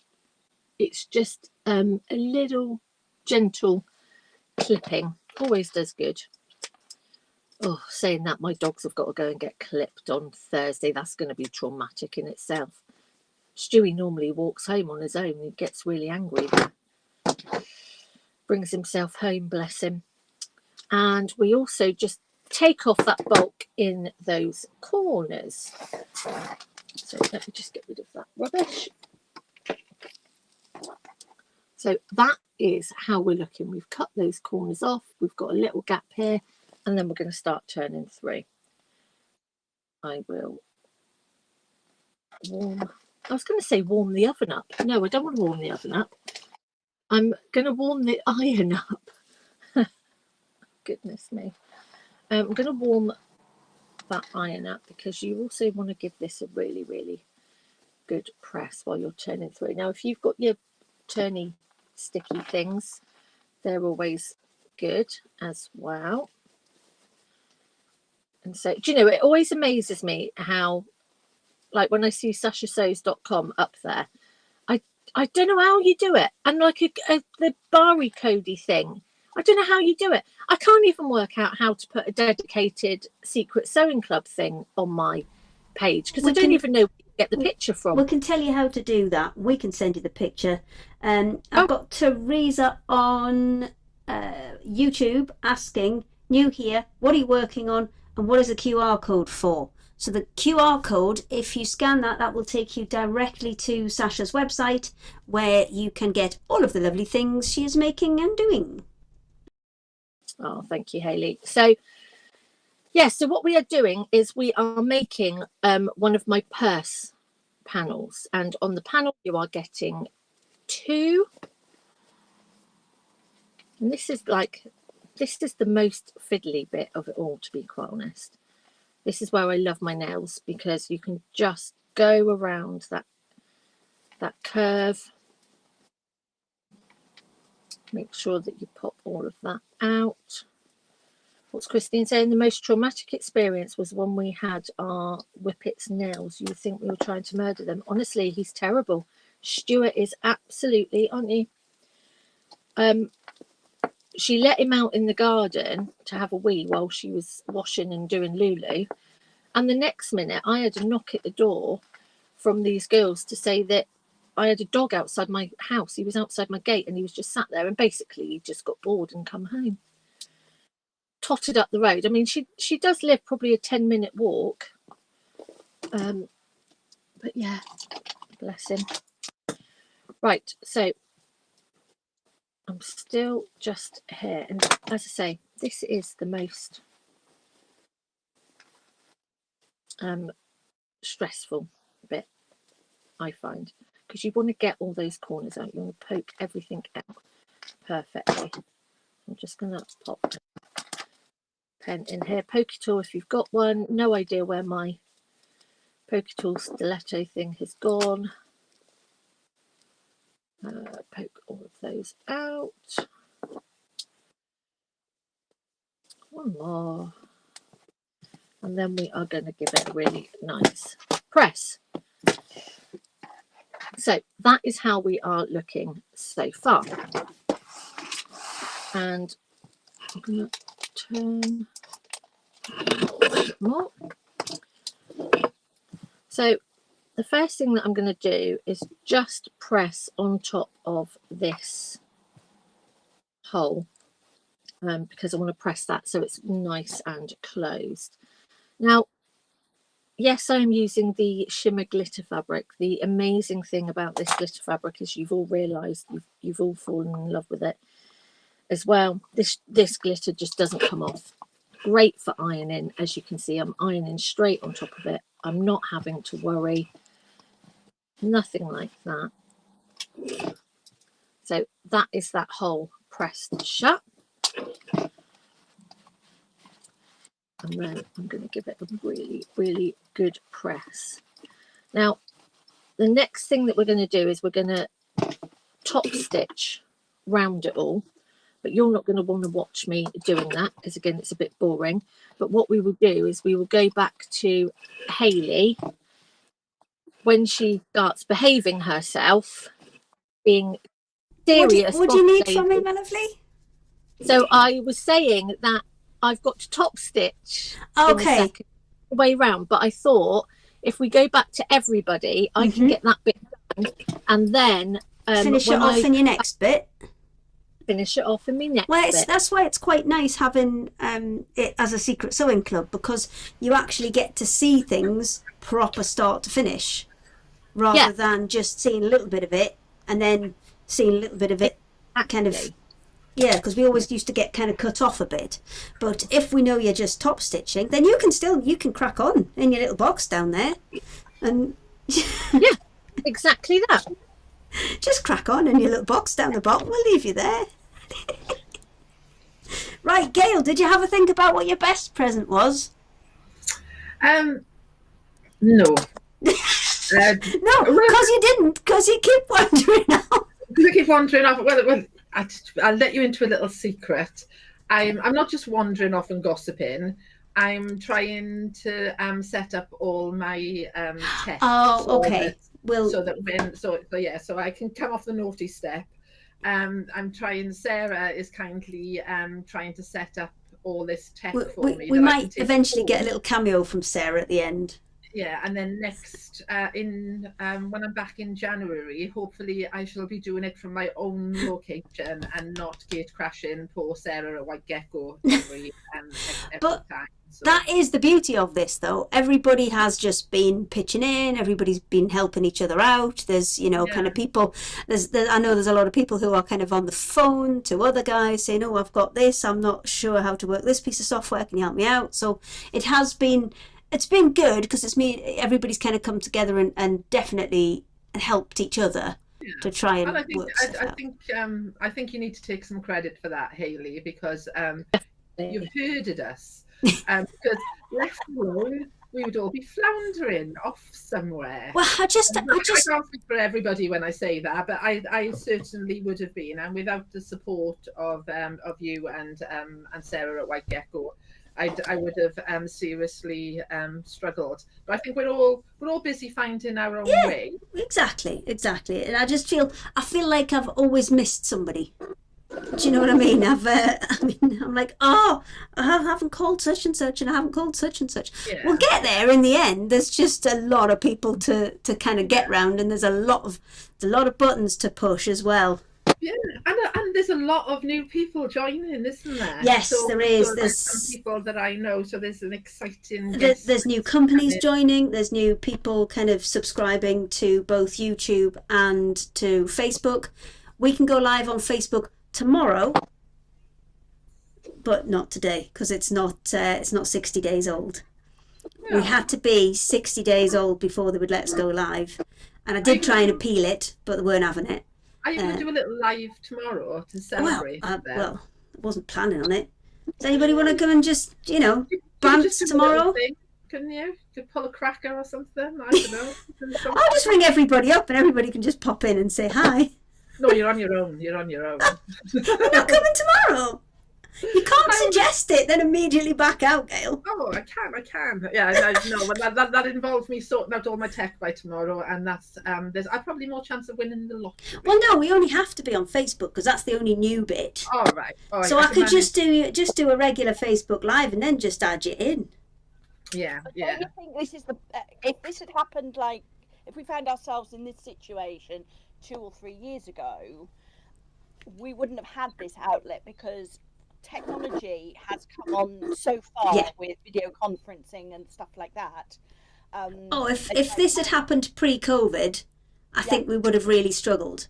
And I think because everybody got a lot more au fait with this kind of stuff in COVID. I'm struggling now. I'm still, even Gail's ahead of me. Come on. I've had a conversation with you, and we're both as bad as each other with tech. And it's like, I haven't got. If I wanted to get a camera above me, I'm thinking I'd have to go from the light switch with some string. You get a angle poise, overheads. I've got 3 cameras. You get a little clamp thing. Yeah, and then one of these. You get a little clamp. Yeah, exactly. Little clamp thing, and whoop. Yep, just clamp to the. And I use something called OBS, which is great, which enables me to, and it's free. It does take a bit of setting up, But I did a live the other day with my friend Debbie Moore, and she was on OBS. Got her into Zoom, then onto my OBS, and then out onto mine and her Facebook pages. Yeah. And it worked. We had a bit of a problem with the sound, and we did spend about 2 hours a day before just trying to not have a nervous breakdown. So I can imagine exactly where you're coming from, Hayley. Yeah, I mean, what I this. tend to do is I sort everybody else out and then forget to sort my own stuff out because I'm so conscious of getting everybody else sorted. I mute my microphone and then I'm talking for 5 minutes before I realise that no one can hear Yeah, me. that's the one. That's the one. Right, Gail. Well, Sasha's finishing her top stitching, and oh, is she done? No, it's fine. I can. Okay. Gail can go, and then we'll do it in part 2. All right, perfect. Okay, let me set up Gail. Are you ready, Gail? Or have you got anything is there still, I mean, now I feel bad for saying you've wandered off, but you were just getting yourself set up ready so you could do it all by yourself. Yes, I'm going to put my big girl's knickers on and get myself sorted. All right, I'll pass it over to you then. Okay, thank you. I'm not sure. You're going to have to message in. I was going to show sewing the glitter felt on the machine, but if I'm honest, I've given up on that notion now, and I'm on to something else. So I think I said earlier, got quite a few offers on the website. So there's some kits on there with like big reductions. I've done some reductions on the little fairies, because I think the little fairies are not necessarily just for Christmas. They could be for other occasions as well. Could be a little tooth fairy. Could be just to brighten up a child's bedroom. You could hang them from the bedroom doors or whatever. So as like a nice like little Christmassy thing, I've put some offers on those and some other kits as well. So check out those on the website. But I thought, I know it's Christmas and it's close to Christmas, but I personally, I like to sew Christmas things at Christmas, because I find that from a business point of view, I have to start things really early in the year. But then when there's that gap between Christmas and New Year, I'm still in a Christmassy mood, but so I still want to sew like little Christmassy things. So these have been around a while, but I thought it's a good opportunity to get them out. So they're my little mini Santas, because one, they're a nice like little quick make, and two, they're handy for gifting. They're good for if you somebody who wants to make and sell, and you get a kit that gives you enough materials to make 2 of them, either in red or in grey.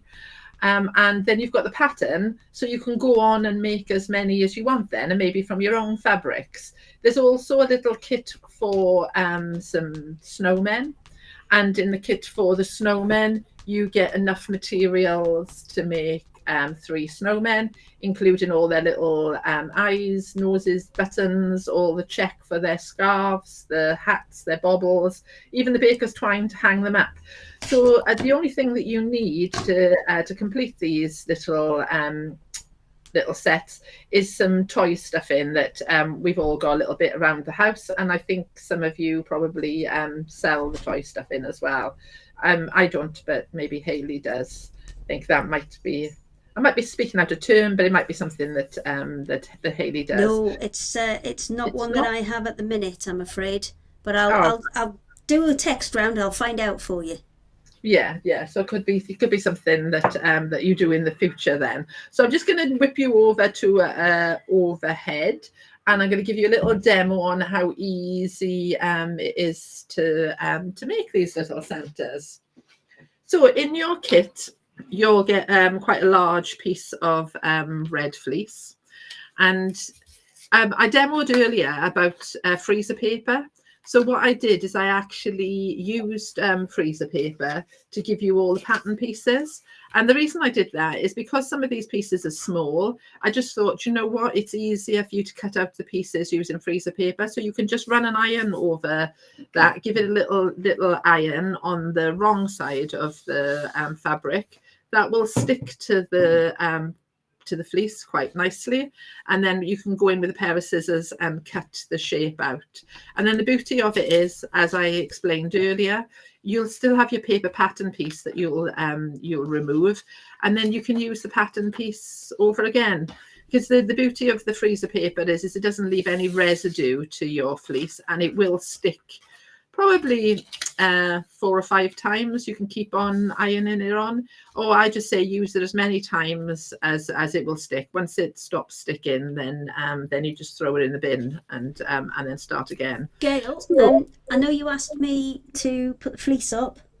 Oh yeah. And we've put it up on the Craft Yourself Silly Secret Sewing Club, because I know it's the same one as you use within your kits, so that is there if anybody wants it.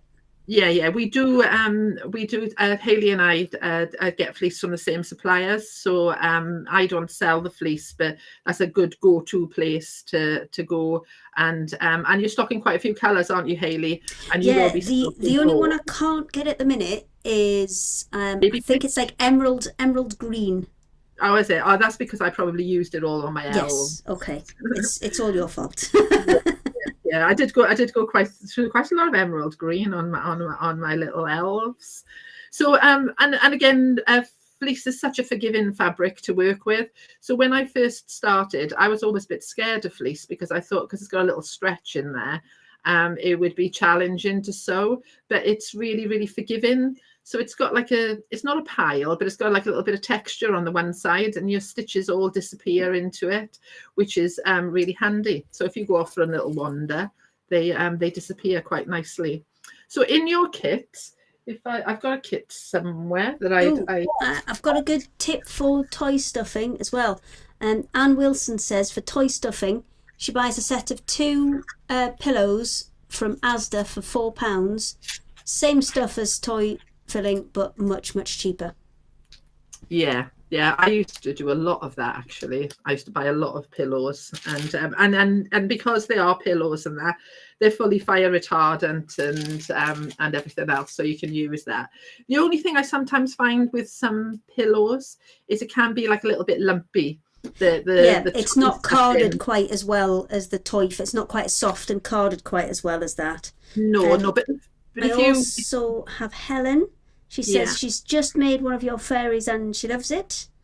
Aww. And Laura, all packed for the holiday, so able to watch you with a glass of wine. Oh. Do you know what though, Gail? We're going to be doing a later one of these in February. We're getting a Thursday night one as well. I mean, there's nothing stopping wine on that one, I don't think. No. It's after 5 o'clock. That's wine o'clock, isn't it? Exactly. The sun is well and truly past the yard arm by then, so I think that's fair game. And of course, by then I'll be at home, so I'll be able to have a little tipple. I won't have to drive home because perfect. Okay, we're on. So in your kit, you'll have the freezer paper and you'll have all the little shapes ready for you, and then you can iron them onto your felt. His little beard and that is in glitter felt. And that, so in your pattern, I'll give you all the instructions of the little bits to sew on. So you can sew his little belt on, and then you cut out and sew on the little cream piece for his face, and then pop the beard on. And then what I did is I just popped the beard on there, and then just sewed around the inside edge. And here's one that I prepared earlier. So you can see now his beard's in place, his face is in place, and the belt. Then you're going to take another piece of fleece and lay them right sides together, and then we're going to sew all the way around, leaving the top edge open to turn through. So but before we turn it through, so you can see I've sewn round, leaving the top edge open, we're actually going to box the edges. So lots of us know what boxing is like because we do it with a lot of bag making. So you're going to get the 2 seams to match together, and then you're going to sew across about a ½ inch. I always say you don't have to agonize too much about how far it is, as long as you're consistent on both sides.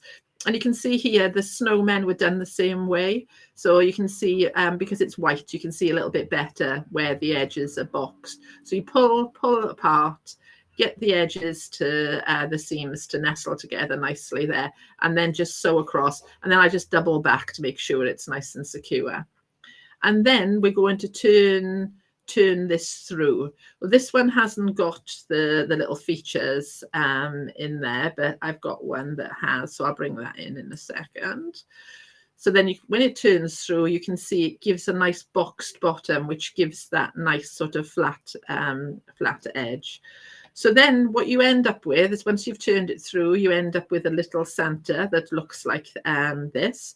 And then we're going to get some stuff in, and we're going to stuff. You could, if you wanted them to stand up, you could put a little bit of weight in the bottom, a little bit of fish tank gravel or something. But as these are going to hang from a tree, you want to keep them nice and light.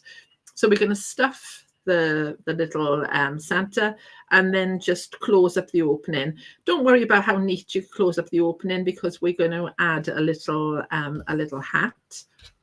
So again, with the pattern, now you've got your pattern piece. This time we're going to pin the pattern piece to 2 layers of fleece, like so.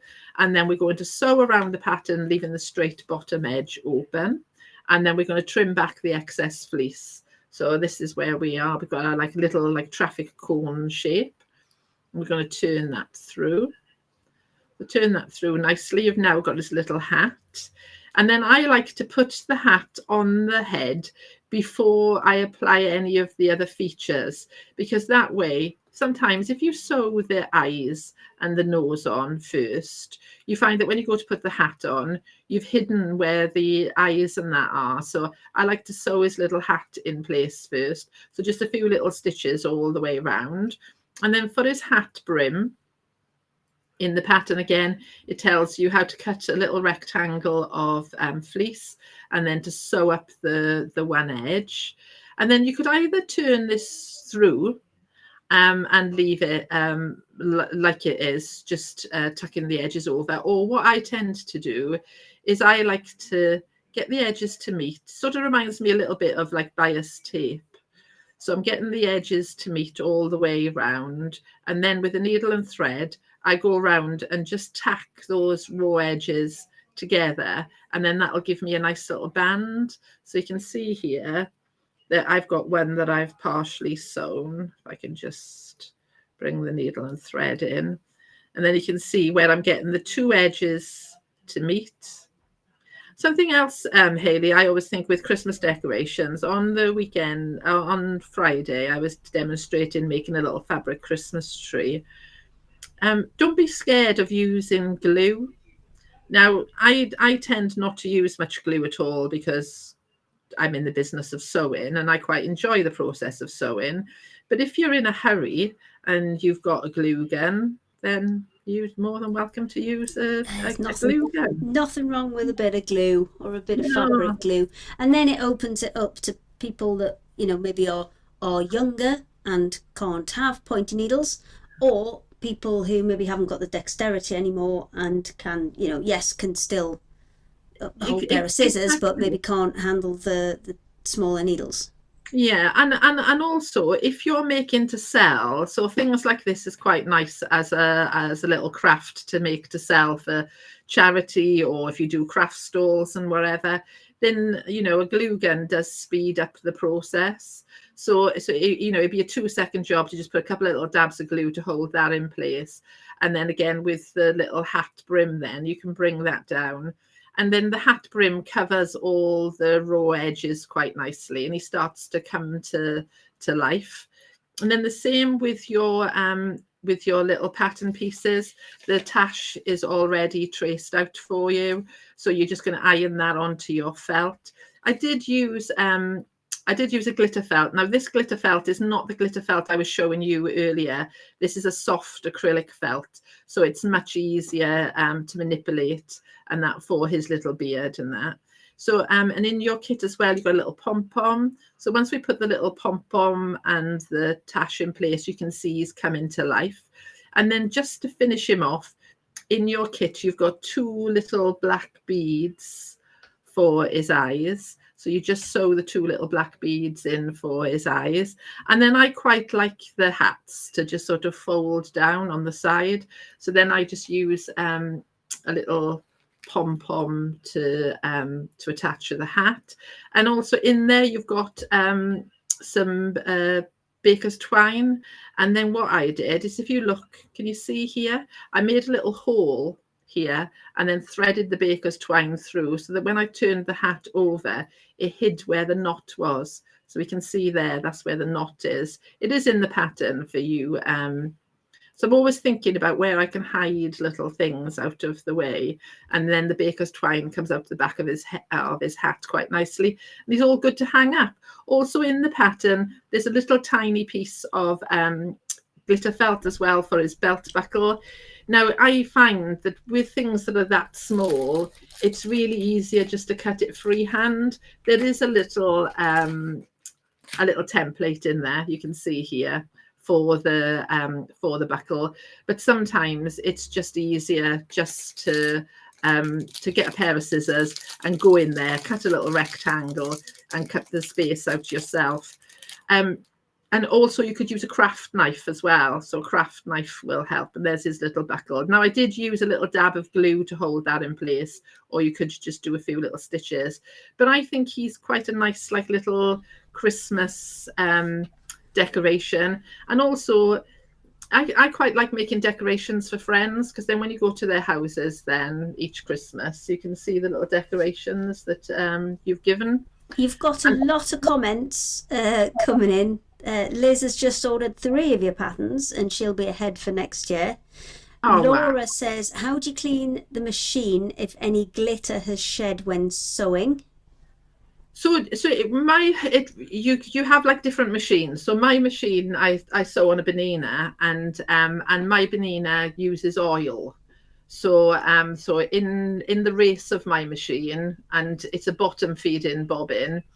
So I get like a build-up of oil in that in my machine. A lot of modern machines now, I think, I can't speak for all of them, but a brother, I think, being one of them, you don't oil those machines. They're self-lubricating, the parts that are in them. So they've got less oil in there. So the glitter doesn't tend to stick to those as much as it does for us using old school machines that take oil. So my favorite go-to is a makeup brush rather than the brush that comes with the machine. And then I just shush it with the little brush and I get the hoover in there. So I use a hoover. I tend not to, so a lot of people use compressed air and they blow compressed air into their machine. I find with compressed air, you just blow in wherever you're blowing further into the machine. And I really want to suck it out. I don't find that I get, I sew a lot of glitter felt, as you can imagine, with all my samples. I don't find I get a lot of residue with it. And I don't find it has any detrimental effect on my machine either. But it's good practice. I don't practice what I preach, but it's good None practice. of us do. We're all supposed to tidy it up. Yeah, to give your machine a little hoover out, maybe, at the end of a project. I have a few more comments for you. Laura Harris, you're so well prepared for these lives, Gail. Love your little makes. Oh, thank you. Betty says he's so cute. Sarah Jane Kennedy, I made my first full quilt this year and have started another. I think I've caught the sewing bug as well as other paper craft projects. Well, I think... Anne says, Gail, you are so very talented. Oh, bless. I'm blushing now, but I'm not on camera, so that's okay. I think sewing's a bit like crack cocaine, isn't it? Fabric. Once you start, you're addicted and you can't stop. And I think I'll just go back to front facing. Our little 2-roll quilts have been called a gateway quilt by the people when we were in America, because it's one you get started on and then you get the result and then you're on to the next. And I think your little kits are the same thing. They're a gateway kit, aren't they? Yeah, exactly. And I'd like to think that I've made lots of quilts in the past and taught quilting.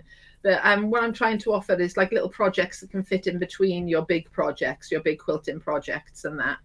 and also to give people an option to try different fabrics and that. I think we're all a bit scared sometimes of stretchy fabric, or worried about sewing things like felts and fleece through our machines.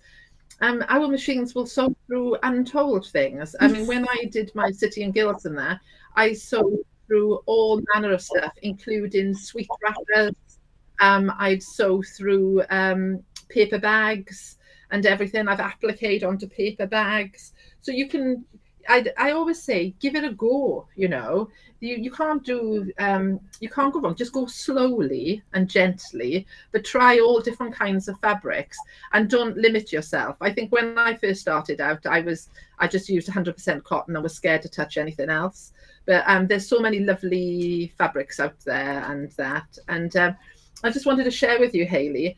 I did, I can't quite believe the response I've had, but on my Facebook page, I did an Advent challenge. So people need to post a picture every day of something that they've made. So for 24 days, they have to post a picture.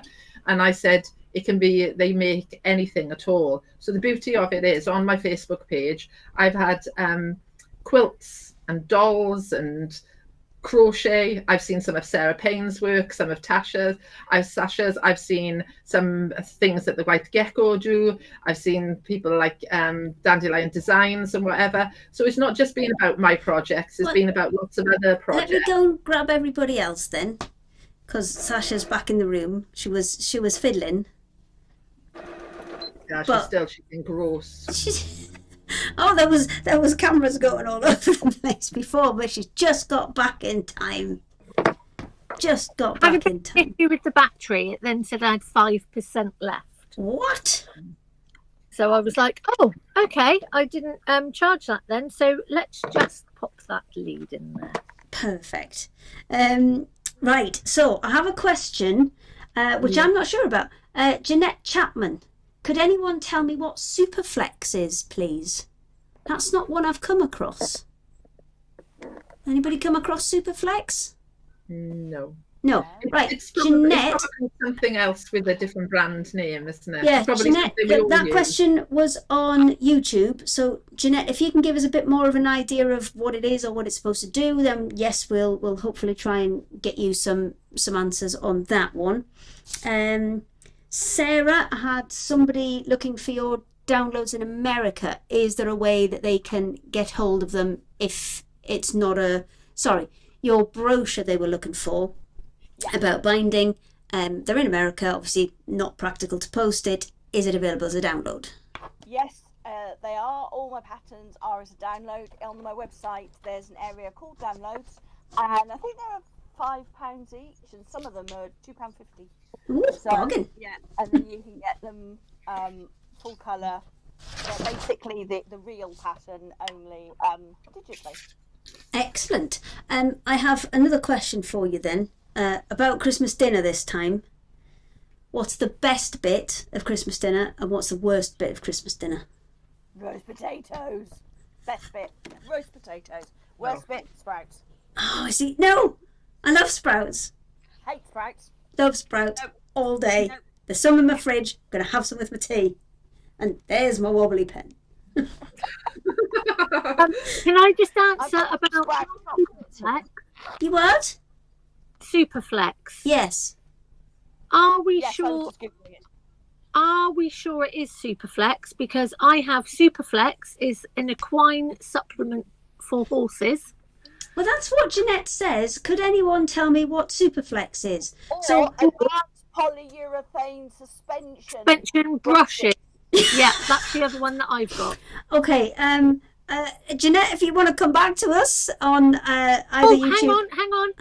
Superflex, 50 centimetre wide, 1 metre roll, is a general purpose textile transfer film that has a mild sticky backing, making intricate designs.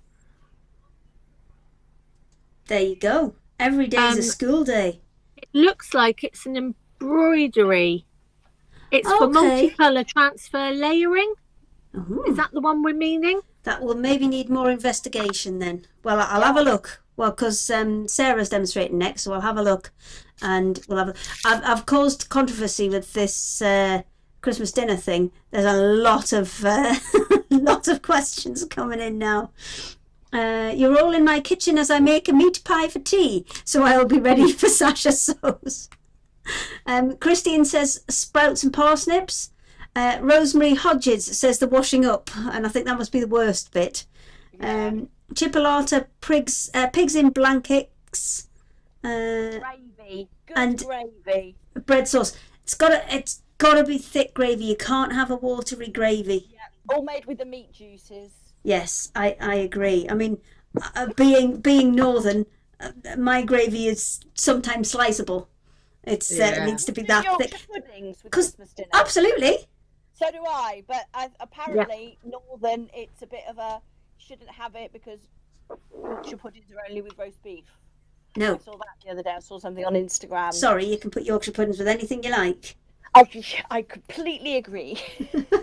Put it anything, anywhere you like. And somebody's with me on the sprout train. Oh, Yeah, I've got I like 3 sprouts. thumbs up and 3 likes. I like sprouts. I'm a sprout liker. I cannot stand bread sauce, and I cannot stand swede. Do you know what? I don't think I've ever tried bread sauce. Oh, It just doesn't appeal. No, it just makes me feel. I've never tried it, and it just makes me want to vomit. No, Just I've never. can't I mean, handle it. I always had bread what's sauce. she got? Chocolate sprouts. But I love a parsnip. I love Those are a the honey only crispy sprouts. parsnip. Oh, I don't know. I had some sprouts at a barbecue restaurant in Texas, and I think they could have turned anybody to eating sprouts. They were amazing. So I'm just they gonna were try one of these super chocolate sprouts. amazing. Gail, Love parsnip. Love sprout. what's your best bit and worst bit from a Christmas dinner? So roast potatoes and roast parsnips. I love both. And but to be honest, I do love a roast. So I don't think there is a bad bit of roast. I think I love it all. The pigs in blankets, the stuffing, the turkey. All I of love it. And I like a bit of cauliflower cheese with it. Oh yeah. We just started doing that recently, and Oh, yeah. I mean, I'm there for it. It's Cheese sauce with gravy. not that bad.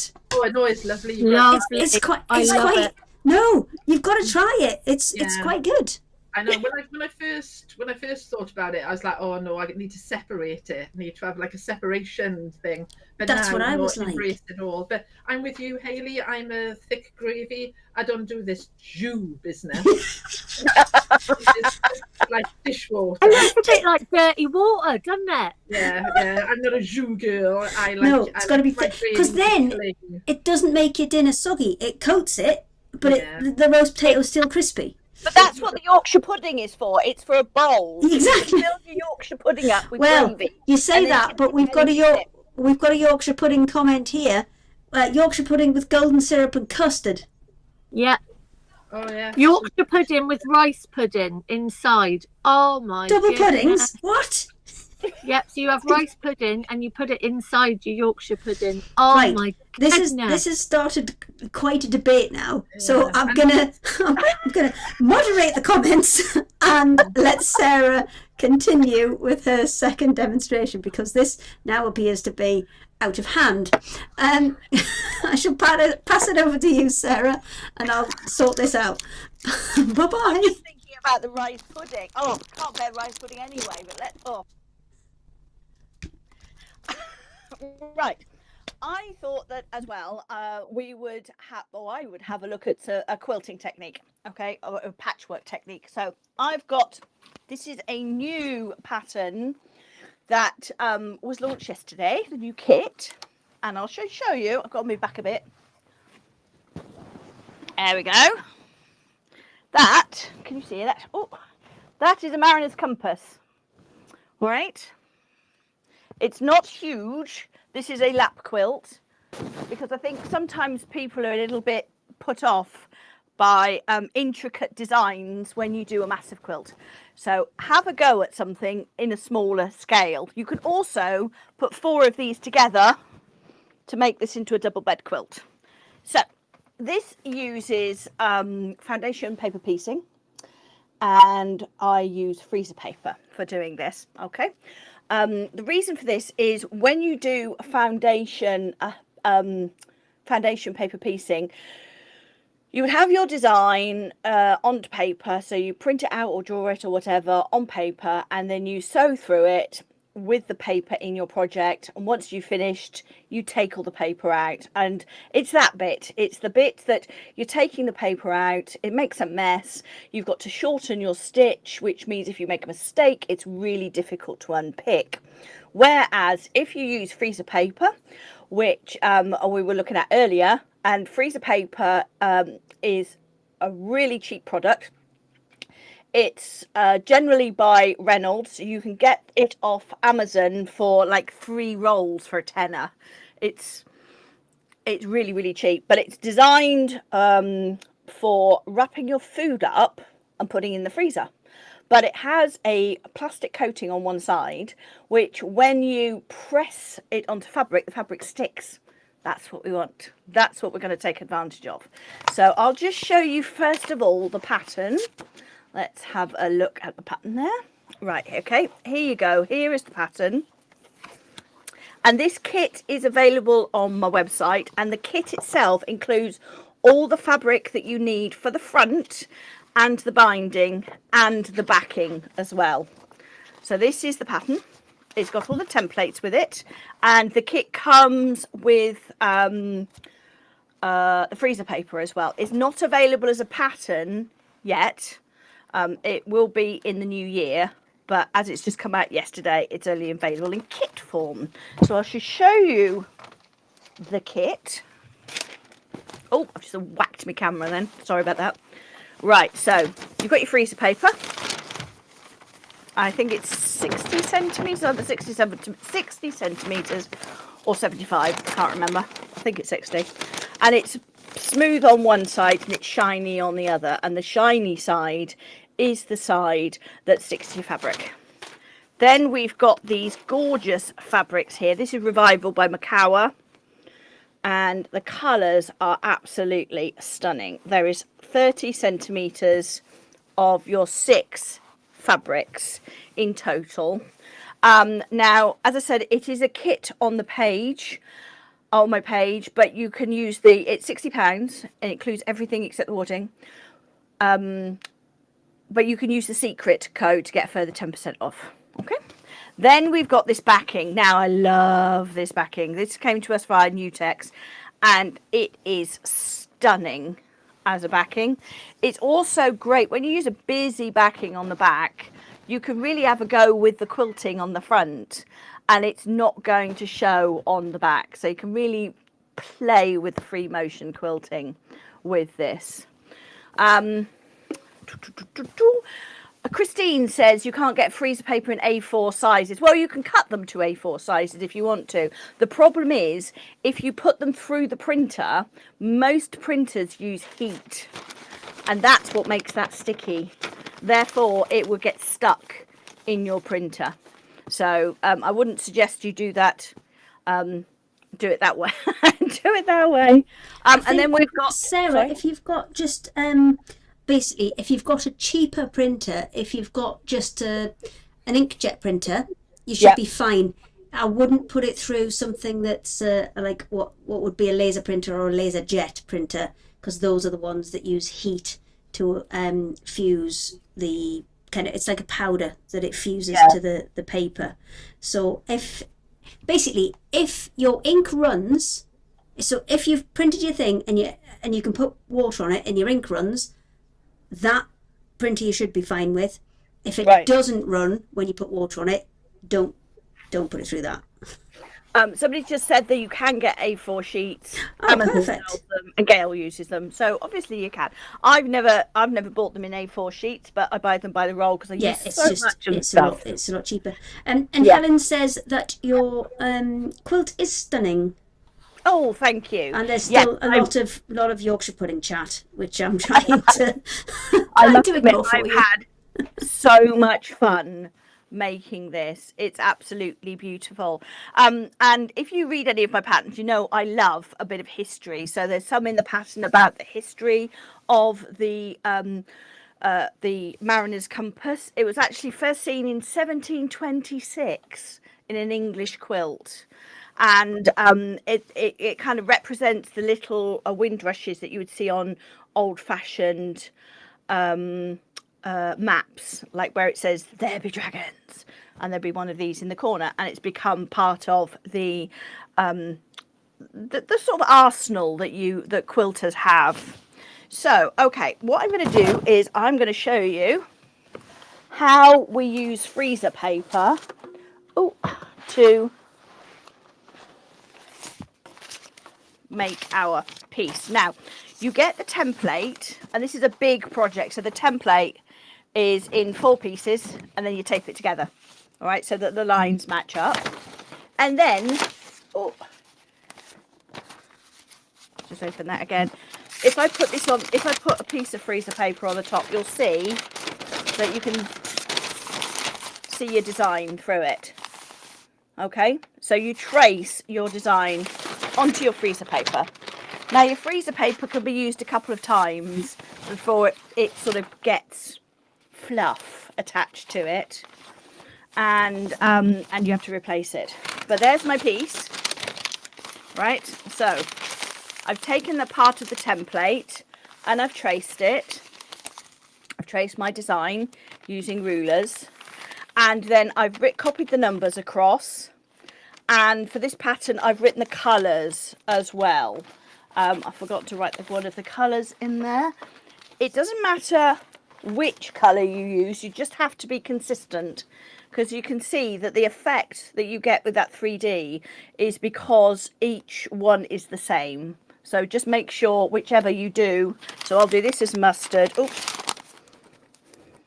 mustard, lines, mustard, lines, mustard, and lines. Also, foundation paper piecing lets you create things with these really sharp points that it would just be a nightmare trying to piece this and trying to piece it accurately. So the first step we're going to do, I've got a seam allowance marked on it, and then I'm going to fold along the lines between, it's easier if I don't do it on the cutting mat, along the lines like that. It just makes it easier. Right. There are lots of photographs in this pattern. In fact, I think there's 60 odd photos, so there is plenty of help there. I also did a live on my Facebook yesterday with this, where I demoed a smaller section of this. Right.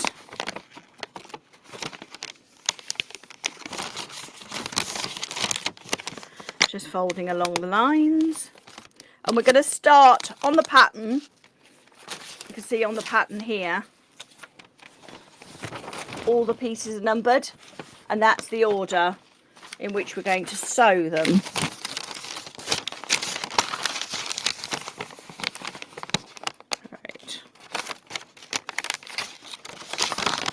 And this is also where you really want to have a little ironing station next to where you're sewing, because you're going to be using your iron a lot.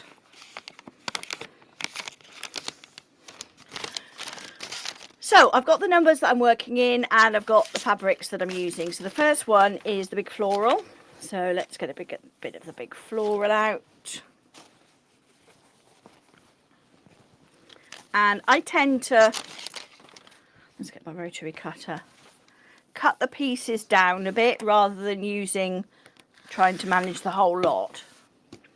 It's just easier. So what I've got to do, because this is the paper side, we're going to stick our fabrics to this sticky side. All right, so you want a piece of fabric that's going to be big enough to cover the whole of that, and then hang over our fold by 1/4 inch. All right, and then I'm going to take it to the iron, I'll bring the iron to it so you can see. Right. So the joy of doing foundation piecing like that is, as I said, you don't have to pull the papers out because we're going to reuse the papers. So you only have to trace it once. Right, and I'm going to fold it back now because that, you see, that's stuck. All right. Then I'm going to get my next piece, which needs to be mustard, because I've written the word, the letter M on there to tell me. A lot of people find this technique a bit scary, but it's just a matter of taking it carefully and slowly, all right, and getting everything to line up. So this lines up with that 1/4 inch. Okay, and lines up with the 1/4 inch, and we're going to sew from the back along the fold in the paper. All right, so let's go to the sewing machine. Oh, let's go to the sewing machine even. There we are. Right, so because we're not going to sew through our papers, we don't have to adjust our stitch width, our stitch length. Normally, you adjust your stitch length so that you're perforating through the paper and you can tear the paper out. Because we're not going to tear the paper out, we don't have to worry about that. You also don't have to be able to, you don't have to do a stop stitch at either end.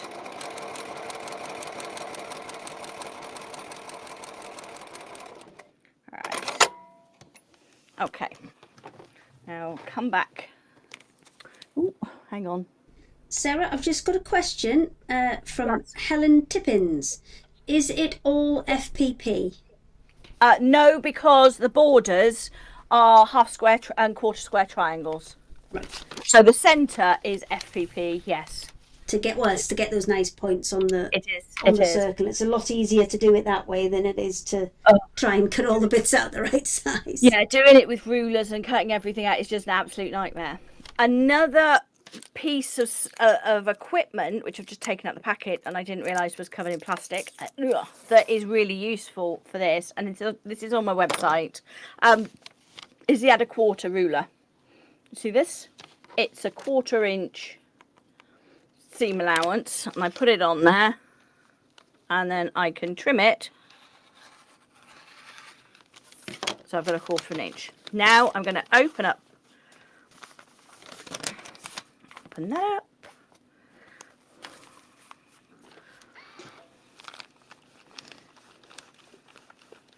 All right.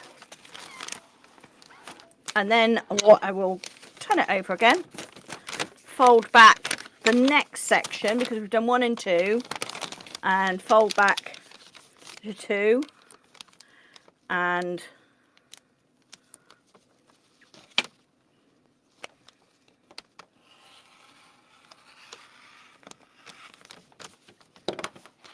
trim that.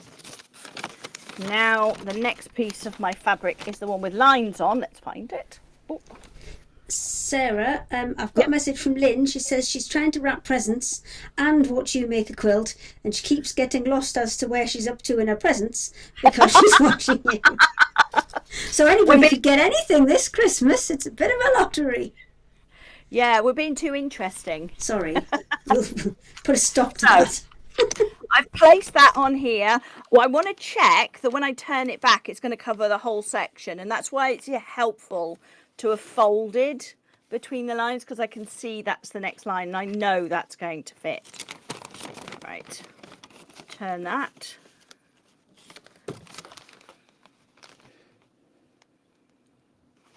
Come back to the sewing machine. Right, so that's got my 1/4 inch seam allowance. If you do accidentally sew through the fold, don't worry about it, because you can put a bit of sellotape on it if you need to, but you want to get as close as you can to the fold.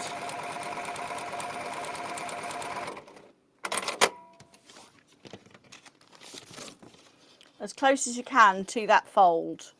All right. All right. Let me come back here and we'll do the next bit.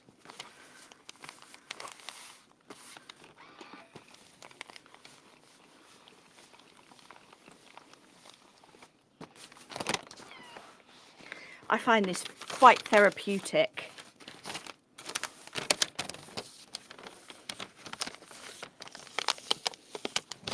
Right, so that's the section with lines on it.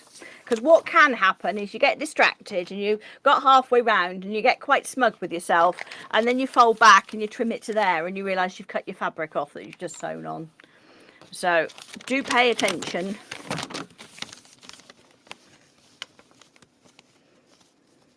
Right, let's get my 1/4 inch on there. With a 1/4 inch, do watch your fingers, because obviously there's not a lot to grab hold of. I was just and then I'm going to thinking trim that. this bit. Yeah. I was just thinking that. And now I guess you're on a kind of repeat. So yes. Fold, stitch, and then iron it. That's it. Iron it back out. And then what you'll do when you have complete, I'm not going to sit here and fold it all because it will take for ages, but can you see this comes in here like that? Then what we do is we trim it back to, find another ruler. We'll trim it back to the 1/4 inch. And you'll follow that curve. So that's a 1/4 inch too. Okay, I'll just trim that off the bottom. I'm always very generous on these. I do tend to leave quite a seam allowance until I cut, but then you cut it all round. Okay, now let me find, there's another bit somewhere. Hang on. Where's my other bit of... Chat amongst yourselves where I work out. Do you want to? We'll just pop back together, and I'll pass it over to Sasha, so you can finish off her purse. And yes. You can get a little bit further on that, and you can find your other bit. That's here's one I've done earlier. Yes, I want. And then we'll just come back to you to finish that off. There's no rules here, you see. Ah, right. I'll keep going with this then. Okay, no problem. I will. Well, you can still keep cracking on. Sasha, are you ready to jump onto your purse? Yeah, I am. I'll jump onto the purse, and then I've just got to grab some warm water, which will take me 2 seconds because I've got a loo in here. Oh, yeah. I'm not going to get the water out of the loo. I mean, I'll get the water out of the sink. Anything's possible with you, my love. Who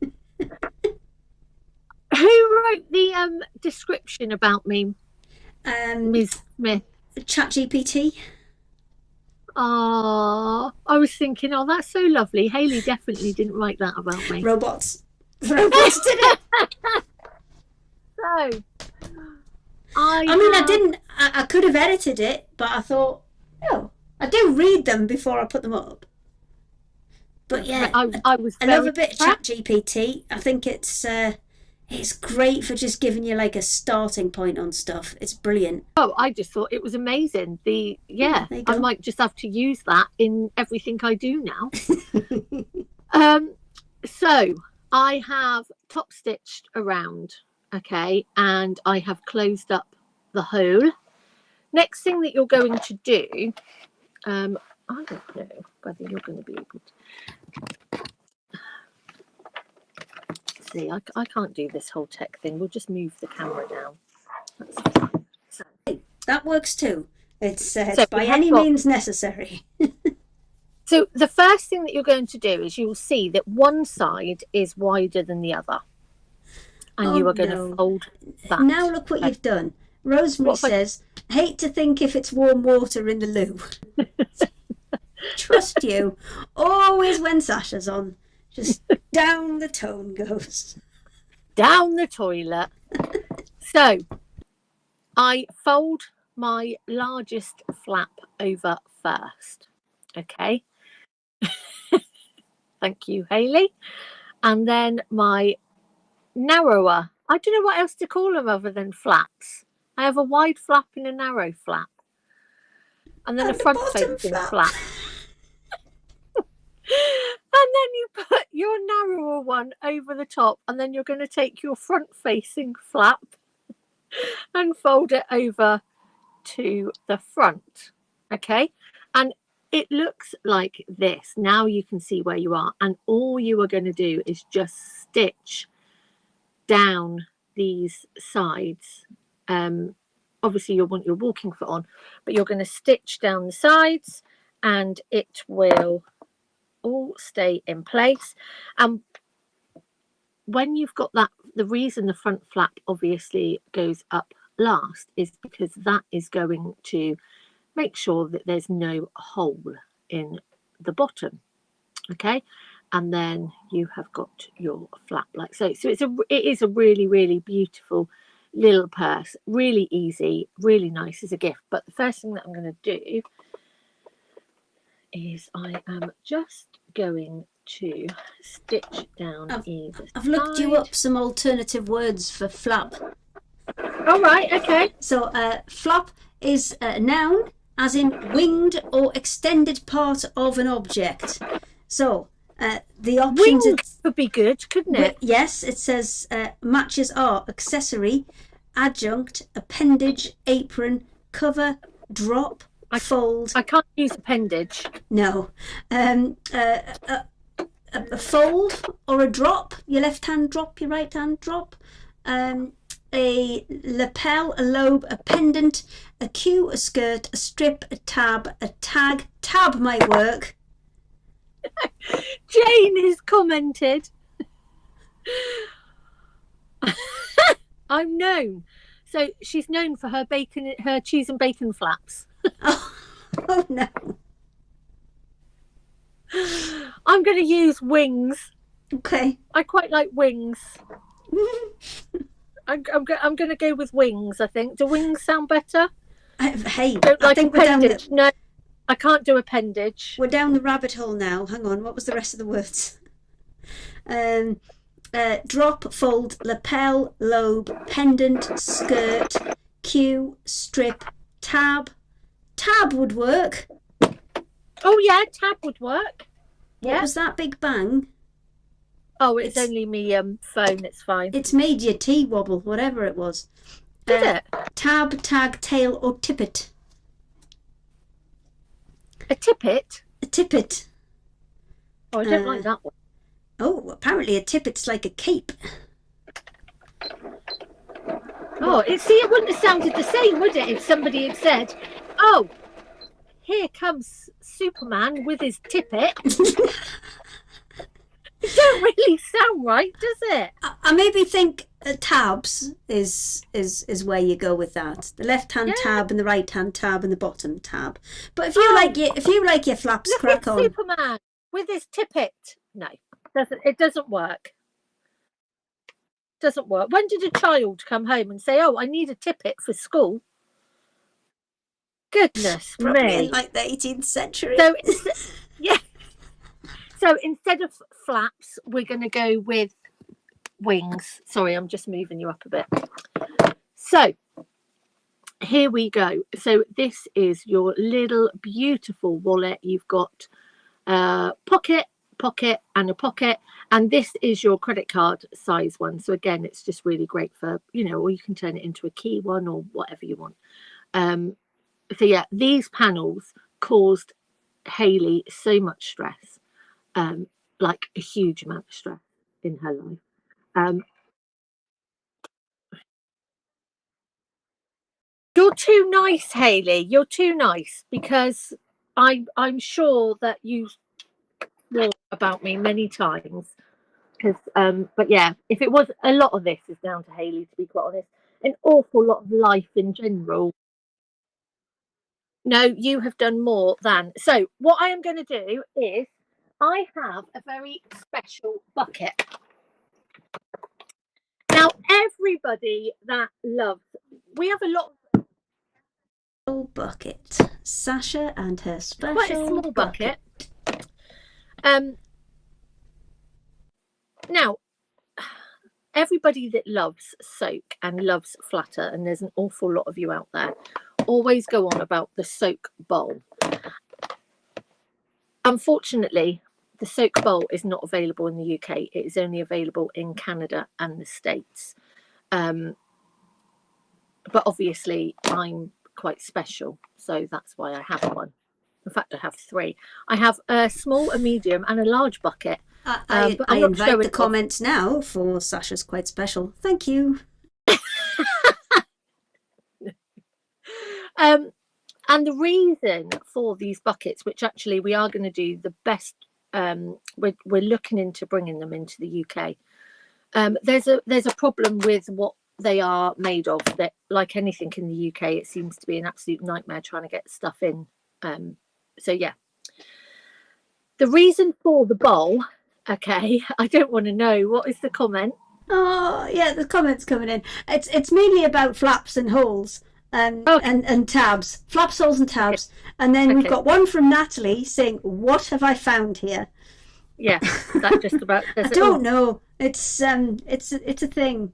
We have a lovely time. You keep to ourselves. asking me back. I can't help it. You keep asking me back. Things just fall out, and it's too late to. Laura Harris wants a soak bucket. I know everybody wants a soak bowl. Lynn says, "Is that a horse feed bucket?" It looks like one, but it would be for a Shetland pony, I think, because it's very small. It's quite shallow, isn't it? Yeah. So the idea for these, and they have measurements in, they have soak icons on, and everything else. Anyway.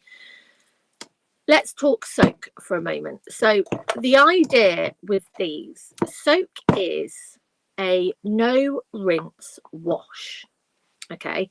And it is basically made with skincare formulation. Now this size bottle does over 75 washes. You do not need much of this.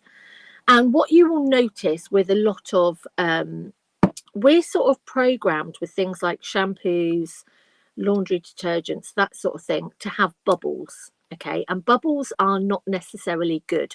Bubbles are put into things to make us believe that they are cleaning your product better.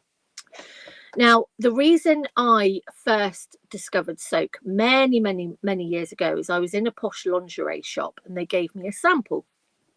And soak is basically for lingerie, lace, all of those beautiful items, because we all know that our bras and our good undies, we should all be hand washing them.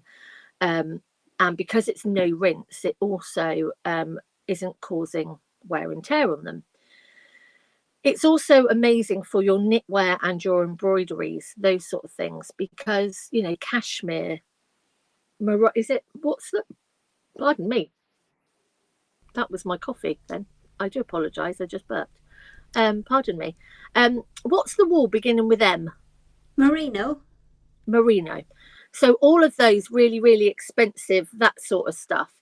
And the idea is with the buckets is that you can pop it in and it's not too deep because you don't need much water. It's no rinse. You're not making a big mess. You're not having to put it in the sink, and you're not having to wring. You're not having to rinse these things out. So it comes in a few flavours. They are fragrant. So Catherine's just asked, are they perfumed? They're fragrance. They are completely all natural. There is a scentless one as well. But it's sort of, people have then taken it because it's for all the items we love, basically, in our life, that we spend a lot of time making. So quilts, embroideries, knitwear, all of those beautiful things that we want to wash but need to be washed delicately. Now, they are very concentrated, okay, so you do not need much.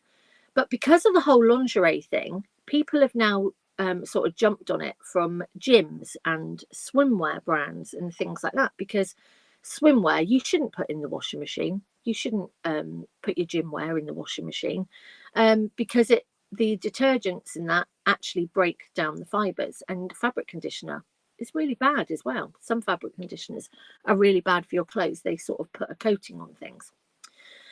So yes, what I'm going to do, I'm just going to fill this up. 2 seconds. Hayley, could you possibly go onto my website and just go to the soak and just show? It's under, soak is under tools, I think. And I'll just pop some water in here.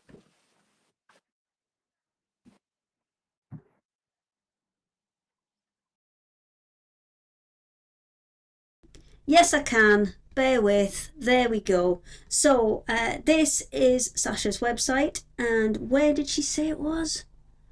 Oh, on tools. There we go. There it is. Soak and flatter. So that's your flatter options there, and as she said, there are multiple different fragrances available within there. Let's have a look, see what we've got. Pineapple, lacy, celebration, fig, yuzu. What's yuzu? And scentless. It's a fruit. Oh, there you go. Okay, well, let me just pop you back into onto a full screen, and then you can yuzu away. So there is pineapple grove, yuzu, scentless, lacy, which is my favourite. I do apologise. I did show them the flatter, not the soak there. Oh, that's okay. And celebration. So these bottles of soak, as I said, are 75 plus washes. Now, when obviously I go away in hotels and things, I always take the sachets for my swimming costumes and those sort of bits, and my knickers and tights and leggings, because it's just easy. You know, this will do me, one sachet will probably do me 4 days, because you really don't need much.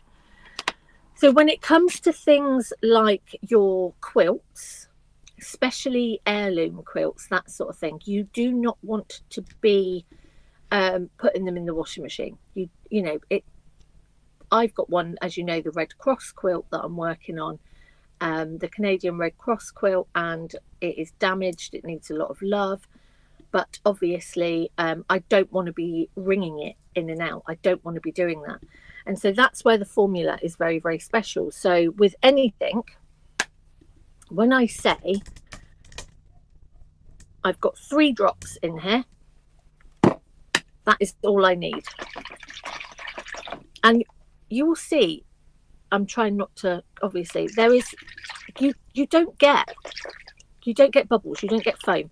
This is the amount of bubbles that you want, you know, just a few.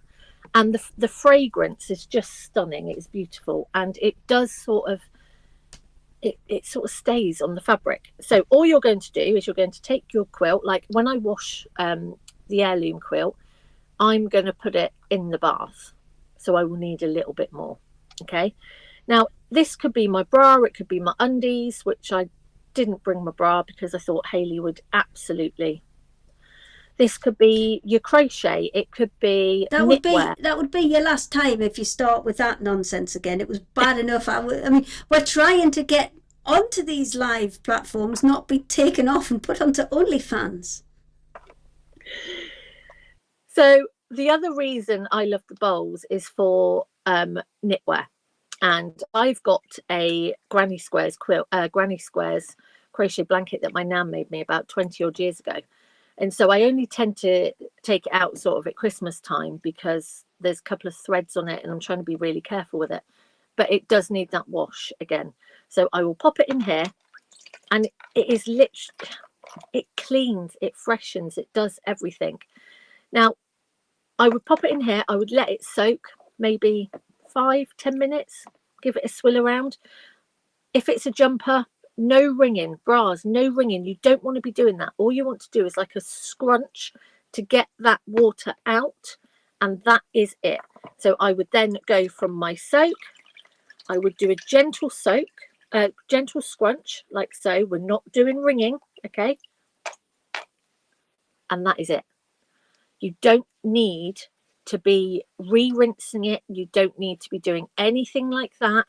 and then you would hang it on your airer or however you choose to dry these things. If you feel that it needs a bit more of a scrunch, a little bit more of a scrunch,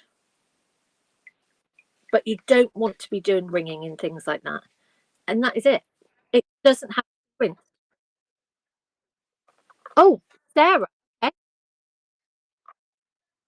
Oh, the smell. It is amazing.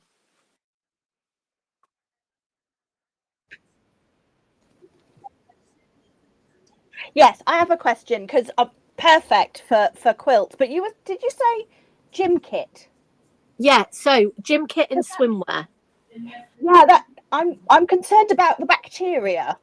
No, because it has its skin care quality cleaning. So it's the same with your underwear, anything that's close to you. It's the same with your swimwear. It will clean and it gets rid of all of those nasties, because it's the same with your underwear. You know, you don't want bacteria on your knackers. Yeah, that's why your knickers. That's what I meant to say. You don't want bacteria on your knickers next to your knackers. No, but that's why you wash them at 30 degrees, because the heat of the 30 degrees kills the bacteria. Actually, 30 degrees doesn't actually kill it. It's got to be 40. No, you have to now put more chemicals if you're washing them at 30 Exactly. degrees. That's why you don't want to do it. So when I go, I go with a cold. If it hasn't got those chemicals in it, I'm just trying, because I've got some here. I've just never used it. It's skin care formulation. So it's the same as when you're cleaning your skin, getting rid of the sweat, getting rid of the bugs, getting rid of all of that off of your skin. It'll have something antibacterial in it, I would imagine. It must do. It must have something. Eucalyptus. It has eucalyptus. It has tea tree in there as well. So again, it gets rid of all those nasties. And the problem with swimwear and gym wear is it has all this lycra and elasticity in it. And what happens with when I go in the sea, so I meet with a group once a week and we go cold water swimming. Okay, I'm lucky, literally 2 seconds from my house. And what I noticed was in the first 4 months, I went through 3 swimming costumes because it was just like snapping. It was awful. And so now when I come out of the sea and go into the shower, I've got my little sachet and I just clean with my little sachet, and then I just go, and it completely changes them. So yeah, you don't have to worry about that. It cleans, it freshens, it deodorizes. It just makes everything really, really nice. And if you go on to soak, it will tell you the ingredients of everything. It's completely organic, completely natural as well. But yeah, no problem. Thank you for asking, Sarah. I was just sitting here wondering, because you know, my gym kit can walk away on its own sometimes. And I'd like to bleach it. Well, yeah, it's a bit like socks, isn't it? Knitted socks. We all know that knitted socks keep in bacteria and smell. And unfortunately, you know, it's very difficult. You don't want to keep putting those through the washing machine. So again, things like this, it's just absolutely perfect. So I do have some questions that I need to catch up with people. Yeah. Gail, there were people asking about A4 freezer paper, and is that something that you have on your website? Yes, I do. Excellent. Do you know which bit of your website it is if somebody's looking to try and find it? It's in the sewing bits and bobs. If they just put A4, if they just put freezer it's got paper. A search at the top. I'm just having a look at the website now. It's got a search at the top. So yeah, if you put freezer paper or A4 in there, it'll come up. Right. Also, Gail, can you print on it? Yes. Yeah, that's the reason that I put it on there, because I mean, you can buy freezer paper on the roll, but when you cut the sheet, if you cut A4 pieces off that roll, it sometimes jams in the freezer, in the printer, but this just goes through like butter.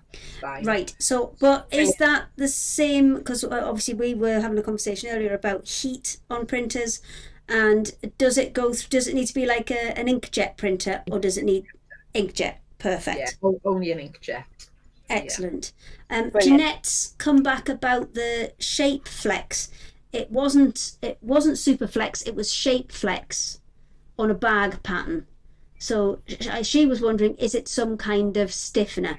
Yes, I would imagine it is, and I would imagine you'll be able to substitute it for any kind of reasonably strong interfacing, or something like a bosal possibly as well. Let me just, I've got some on here, some written down here. Sarah, did you get your bit finished? Yes, I'm ready. Show and tell. Yes. So that's it, stitched and trimmed. And you see, because we're using freezer paper instead of like just printer paper, this comes off because we've folded it, so the sticky side, it's stuck to our fabric. That's then free to use again, probably about 4 times, maybe 5, and then it starts to get a bit fluffy. And let me just bring that into here. So now we've got 4 bits done, because I did this yesterday on my live, the small one. So we've got that row there, then there's the next curve, and then we've got the top one there, and then there is another on this pattern. There is another one to make like the wedge around your pie. So you're making it into effectively 4 squares, and then Yes, sewing your 4 squares together. yeah. So what we've got is those 4 squares.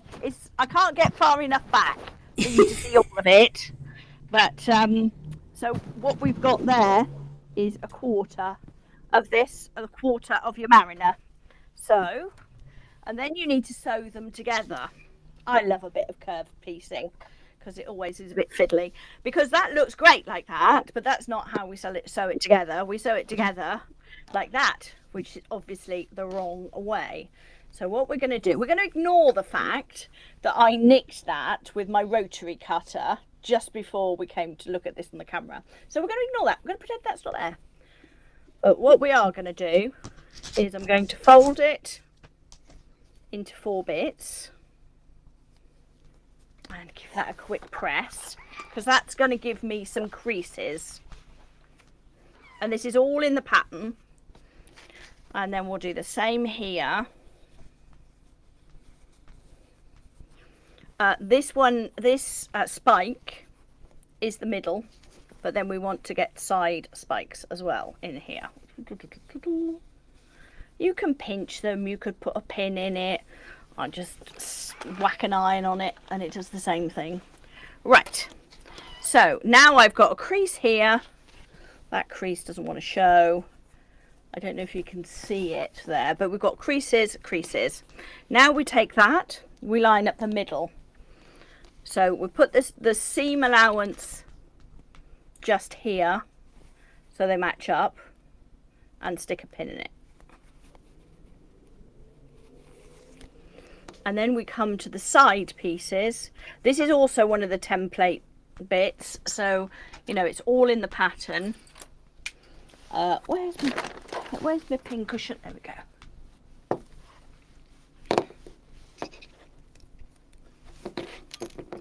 So I put one in there, and I also pin from the side too, just to keep that one, to keep it straight.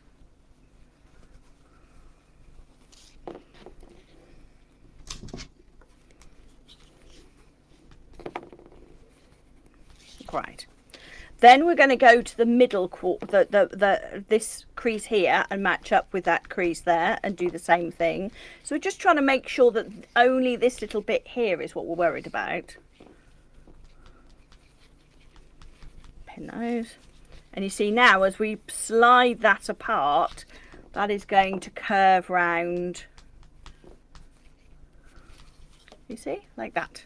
And then we'll go in here. This one will curve round as well. I tend to lick my fingers and roll, because it gives a little bit of grip, and then just roll the fabrics back until they line up. Obviously, if you're giving it to somebody else and you've been licking it, wash it first, pop it in your soak. All right.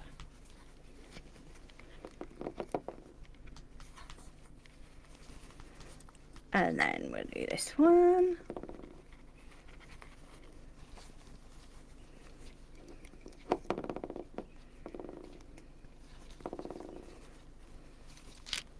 Right, so we will sew this down and then we would do the same to the next one. I'm not going to do all of it, but it now looks like this. It's a little bit frilly. And I tend to stitch from the back. Some people like to go from the straight edge. I like to do it here because I want to keep an eye on those points, so that I'm not sewing through and cutting off the off my points. So up to the sewing machine. Right, take it slow, and we're only worrying about that little bit that's in front of the machine here. So we'll just keep it, take the pins out as we go around the curve. Just make sure just this bit here is flat, because that's where you'll get any tucks. Right. Just be patient.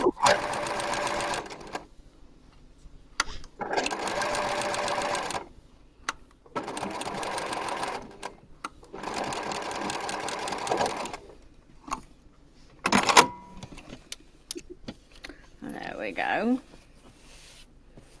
Come back to and press to the plain fabric. All right, if you press it the other way, you end up with too much bulk underneath, and it will just make it a nightmare when you come to. So that should lie flat rather than under here, because that gets really, really thick. And there we go. And we do exactly the same with the next bit. We ignore the fact that I accidentally cut it with my rotary cutter. So, and then we will put that piece onto there. You'll catch that in the seam allowance. It'll be fine. Yeah. Well, I don't know. That'd be a very generous seam allowance. Right. And then we come to, we'll make 4 of them. And it makes the centre. Perfect. Well, I shall go and grab everyone else. I think Gail has a teeny tiny little demo that she wants to squeeze in before the end, and then we'll have a little bit of a chat. I'll let you know who's on next week, and then we can all go and have, well, a big glass of wine after this one. Big glass of wine. Right, so do you know what? I wasn't keeping an eye on my questions there.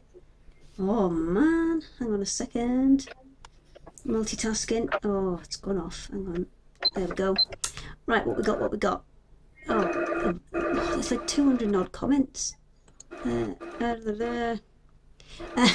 Apparently, this is to do with Gail and your paper, your freezer paper, A4 freezer paper. Beverly says, yes, try to do it on a laser printer and it disappears. Husband not happy. Oh no. Shape flex is like waistband interfacing, so it must be quite thin but quite stiff. Yeah, we've got somebody else coming in with some shape flex information as well. So if Jeanette, you are still looking for that, have a look on the comments on Facebook. There's loads of people trying to help you out with that on there.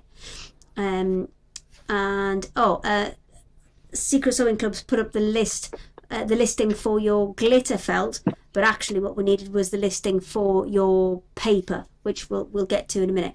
I have a question for Gail. Okay. Do you want it now? Yeah, go on then. Oh, okay.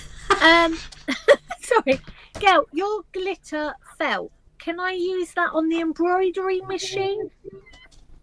Ooh. The problem with it being on an embroidery machine, the only issue with it, I would say, is if it was a really, really dense pattern, you might find that all the holes you punch into it would break the felt, and also with it being on the embroidery, you don't really want to be covering the glitter with all that beautiful stitching. So I think one would counteract the other, if you know what I mean. You know, so like if I wanted to do I'm doing like a Santa Claus applique at the moment on my embroidery machine, but could I add it to like as a belt buckle or as a bit of trim on his hat or something? Oh, or, yeah, definitely. But not a heavy embroidery. No, and I think as well, you might have an issue when you're hooping it up because it fit in bending it within the hoop, so you'd have to use one of those sticky things, the sticky stuff that you can stick for machine embroidery. Really technical term there. Yeah. But yeah, I don't think I think it would be a good addition, but I don't think it necessarily would be the best product. Maybe for just like embroidery applique, that sort of thing. Yeah, just I think so. We've had Sarah Jane on. Never say never, just try. Yeah, exactly. Got to try it once, haven't you? Sarah Jane on about the wine comment. Why use a glass? Stick a straw in the bottle. And then no sooner than she'd said that, Sarah's straight there with a bottle going. Only water though. Next time, we did put a little poll up. How many weeks ago? Probably last week, actually. Maybe the week before. About if we were going to do an extra one on a Thursday, what time would people want it? And we gave them like a morning slot, same time as this, and a 5 till 8 slot. And everybody said 5 till 8. So that one, I feel there's no rules for that one. No. I would say that's definitely after the wine shed. So we going for it. You up for that, Sasha? Sewing and drinking? Sasha's in. Gail? Of course. I'm sat down. I can drink if I'm sitting down. It's when I'm drinking and I've got to go for a walk. That's when a problem happens. I've got more questions actually. What's the best machine to cut out letters in felt for applique? Whoa, you've got options with that. You've got things like your silhouettes and your brother scan and cuts, which will kind of do them one at a time with a knife, or just scissors and cut. Though it makes the scan and cut when you're cutting felt on the mat, it makes a lot of mess. Yeah. Really, you have to put an interface. You have to put something to stabilize the felt before you can cut the felt. The scissors, if you got the dies. Yeah, applique quilt, or even just a die cutting machine. Most of the thin dies will go through at least a felt. I mean, you're not going to get multiple layers, but I do agree with Sasha. Scissors. Yeah, scissors. And also what we were saying last week, Hayley, just make sure you print your letters out back to front. There's what I meant to say, what I was trying to think of last week when we were talking about applique, was I've collected some books over the years. I don't know if anyone else has seen them, called Art to Heart books. Right. And they're American. So the words can be a little bit American-fied. But they've got all of the words, all of like letters in there, back to front, the correct way for you to trace them off, which is brilliant. So you don't even have to think about doing letters back to front. They're all in there. And so what I've done is over the years where I've collected, I've probably got about, 6 or 8, I've actually just about got an alphabet now. So I can go through the books and find my letters. It has a lot of happy holidays and autumnal ones and things.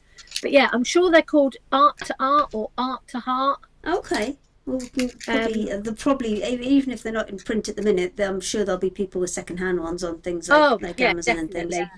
And things. Hang on. Somebody must be watching us about half an hour behind because somebody's gone venison goulash and sprout mash. Oh, okay.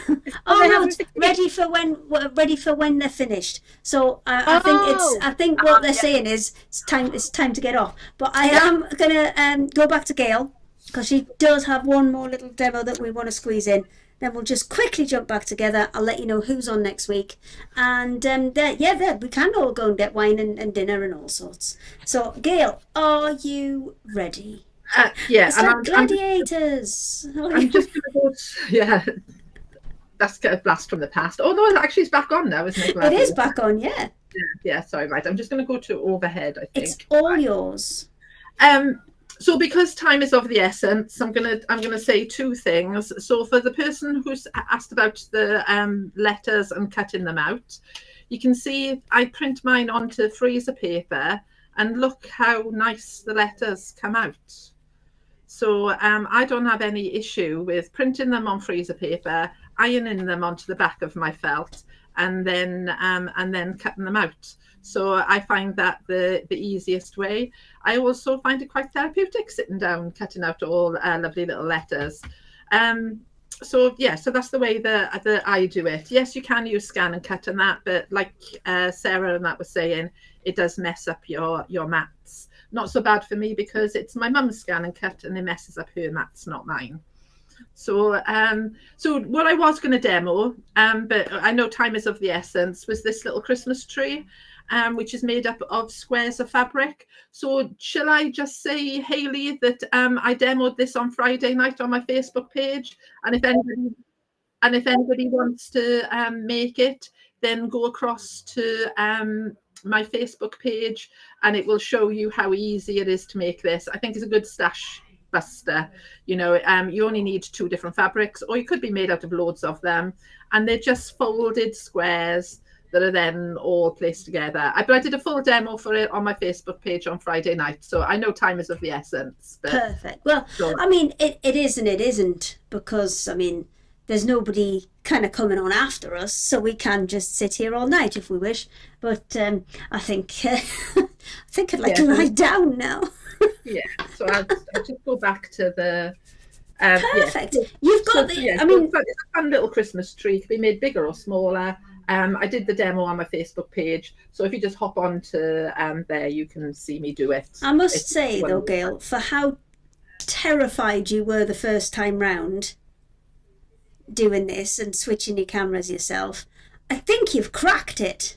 Oh, thank you so much. Yeah, fake it till you make it, isn't it? That's what they say. It's not that bad though. Now you know what you're doing. It's not that bad. I think, but I've got Sarah from White Gecko to thank for that. So, is she there?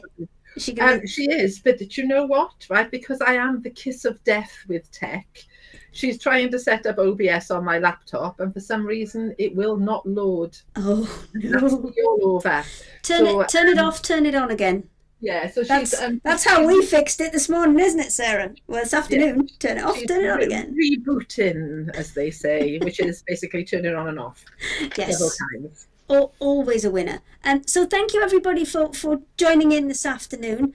I mean, I can't talk because I'm nowhere near demos yet. I've got to wait for the bigger computer to come, so then I can get all my gubbins. Hey, there she is. This is my tech team, and also supplier of chocolate. Oh, what? I need one of them. And I'll just share with you, her husband has just made the best Yorkshire puddings I've seen in a long time in the other room. Oh, so is that where you're going now? Oh, yes. Yorkshire puddings, right? In that case, we've got to go. We've got to go. So next week we've got Rowan Dean, we've got Quilting Antics, and we've got Old Maid New, who is it's Maria from Old Maid New. So hopefully you will join us again next week to see all of those lovely people. So thank you.